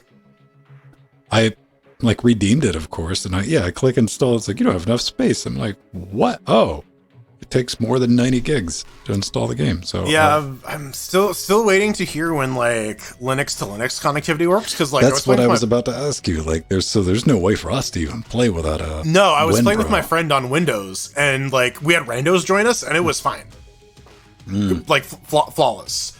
Apparently, it's just like Linux joining to literally anything else, and that's kind of a boo boo. Yeah, because that's like we got Left 4 Dead at home. Yeah, it's Left 4 Dead with like more melee weapons. No, I'd be done with playing that. Going through that. campaign. The other one I want to get into once it's either on Steam or it's cheaper is Myth Force. What's that? It's on the Epic Store, but it's like a first person co-op like shooter thing. Here's the fucking page for it.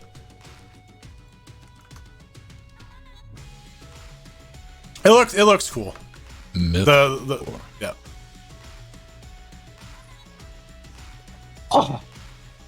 Right?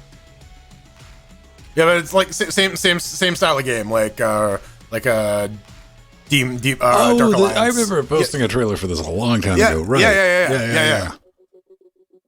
I'd be done with that once Yeah, it's out of like- early access. Yeah, well, yeah. Once it's out of either it's free on the Epic Game Store or it's on Steam, right? I call but- Epic exclusives early access because it's how you can have Yeah. your game out and where nobody will play it and Yeah, and Epic will pay for give your you game, money so, for it, so yeah. you can get all the bugs out before you put it on the store. All right, Yeah, no, but this game looks dope as fuck, and I really want to play it when it becomes more widely available. yeah, $30. Yeah. No. Like, you got to get the pricing right. That's the tricky thing to get right. Like, if you have a game that is primarily focused on coop, you got to start hovering around that $19.99 price range, don't you? Yeah, and you got to offer like a 4-pack or something. You don't. That's something you can't offer anymore on Steam. Really? Yeah, They got rid of that? That sucks. you that can't was do like a 4-pack, which is like that's poo poo. Because I was wondering, like, a lot of games that are, you start like when you get into the 2-player, 4-player, and like, yeah, it'd be great if I could buy 4 of them. And like, why don't we get 4-packs anymore? That's why. And something with like how Steam set it shit up. I don't know. like Back for Blood. That shit needs 4-packs. Like nobody's business. That needs some more content, man. Yeah. Like, yeah, Turtle Rock, y'all just need to release some free ass content too, because They just need to turn on multiplayer for like the regular campaign. That's it. They need like Left 4 Dead style multiplayer. That will buy them some time. what do you mean? Like we were talking about it before. Like where you mean where like where you have like PvE? PvP where like half the team is zombies, but it's like the actual level and not just like an arena. 100%. That would get us played that shit in the after shows, and for fucking sure, wouldn't it? Mm-hmm. Yeah, and like I don't feel that it's like $14, dude, for that like last little bit. Mm-hmm. Is that what we fucking played? Like we zoom through in like 3 hours. Yeah. And like I get it. There's like the higher difficulties and like there's the deck building aspect of it. Sure, whatever. Mm-hmm. But like for people streaming it, that's fine for casual players. But we're not the casual players. We're people like streaming it. Or even regular players. Like if I'm going to play a game like that, my goal is it's not the replayability. It's not the min-max card system. I'm going to avoid that card system. I just want to play the game. I want to have some fun, kill some zombies. Oh, I don't know. I mean, there is an expansion, the first DLC, which adds like tunnels and shit everywhere, but I'm not interested in that. I want more levels. And yeah, what Jordan said, I want some of that. You give me some of that, we'll fucking go back and play the hell out of it. Because the current PvE system just sucks donkey balls. Kinda does. How many people are playing We Got a Butt from Steam. App ID back for back for boobs, which is apparently back for boob. Yep, back for booba.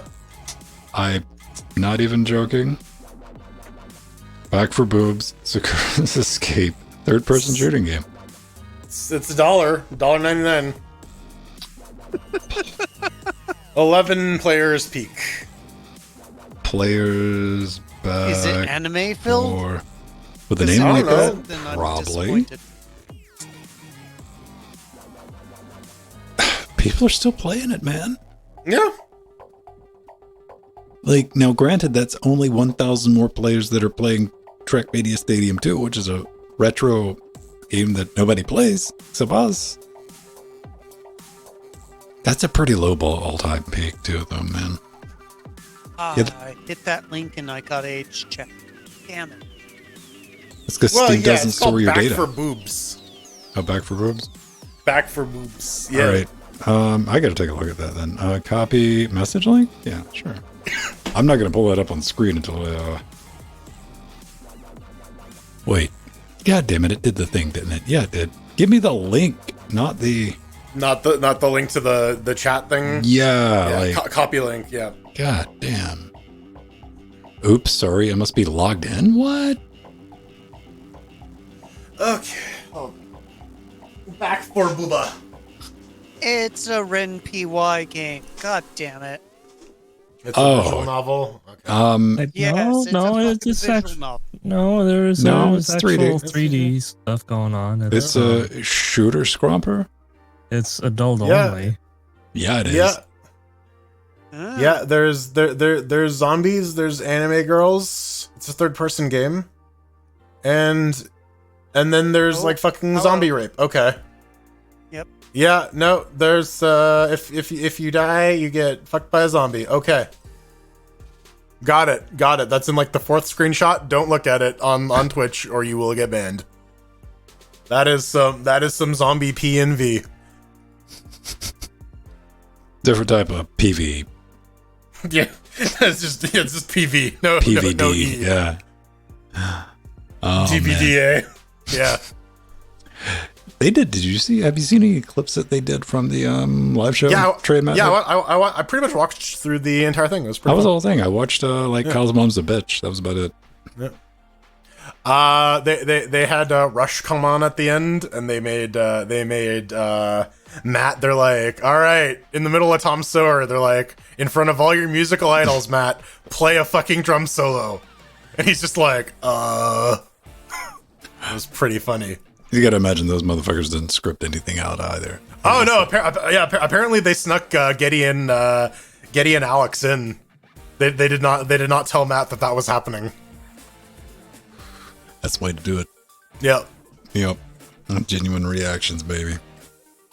All right. So, I guess we're going to bounce. What's for dinner? That's an excellent question. Probably turkey sandwiches. I'm making a stew. A stew? What Yeah. kind of stew? Carrots, because I realized I couldn't remember the last time I had carrots, and I was walking by carrots. All right. I don't like carrots. You don't So- like carrots, Yeah. so you bought a bunch of them. I can tolerate them if they've been had the shit boiled out of them. Okay. So I assume like I probably need some carrots in my life. So I bought like 3 chunky carrots. I sliced them up. Got potatoes. I got cabbage. I got corn, and jalapeno peppers. Okay. Why? Because why not? Okay. It is only $2, Strider. So there you go, man. Hey, man, like some people like carrots. I mean, carrots is not in the celery category, but it's fucking in the same zip, man. Dude, like my problem, I'm not the biggest fan of carrots. I'll eat them. They're okay when they're pickled.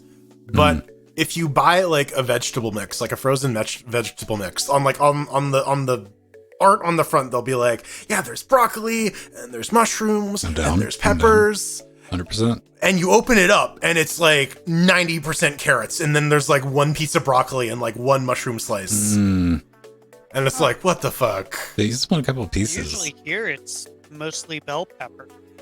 I wish I could get bell pepper here. Fuck. You don't get, I get ton. Bell pepper's cheap. Yeah. There's like 1 store that sells frozen bell pepper. I'm just talking about fresh. If I don't go through them fast enough. Frozen here. Can't walk anywhere without finding some food that has bell pepper. Sucks when someone in the household is allergic to it. Then don't buy them. Yeah, bell peppers are like fine by themselves. Some people make stuffed peppers. This seems like a lot of fucking work. I do stuffed peppers. I mean, I've done it. Yeah, I've had the experience. That's where I speak from. I'm like, that's like a lot of fucking work, man. It's good for a meal prep thing, especially if you're gonna make a bunch of them, because then like if you're taking a lunch, they're pretty portable, right? Like you just take this pepper and you're good to go. Yeah. Do you try to eat it like a pepper, or you just like use it like as a bowl? No, bit of column A, a little bit of column B. All right. Depending on how I'm feeling. Sometimes I'll just hollow them out and then I'll eat the pepper. Sometimes I'll I want to get like a spoonful of like pepper and the filling and. Plus, like Strider was bringing up deep dish pizza, and I'm like, it's nigh impossible to fuck that up. That's just a plate of tomato sauce. It's cheese and tomato sauce, right, in an edible bowl. It's a casserole. It's a I can't mispronounce lasagna. How do you do that? Lasagna. Lasagna. Lasagna. I like that. Lasagna. So, all right. We'll call it a night. We made it. We stuck a landing to it. We did a thing. And Tuesday, I'll be back with practice night for Trackmania 5 p.m. Head over to linuxgamecast.com. There's a Trackmania thing with all the information. If you haven't played, we'd love to watch you come flail along with us because none of us are any good. And that's why we do it. And it's a good time. Wednesday, weekly daily. I was going to say, speaking of not being good at games, I'm not great at Borderlands, so come help me out on Thursdays. Wednesdays, we'll be back weekly daily Wednesdays, and Friday we do the points match for the Trackmania because everybody's totally super practiced all week on our private server, and they're like, I didn't get a chance to play. You know, I love it. You get bonus points for the best excuse on Fridays. I'm not even clicking on that. Oh, Bell Pepper Good night, Chan. everybody. Potato Domo, no. Potato. Did they ever do a sequel to that? I don't know.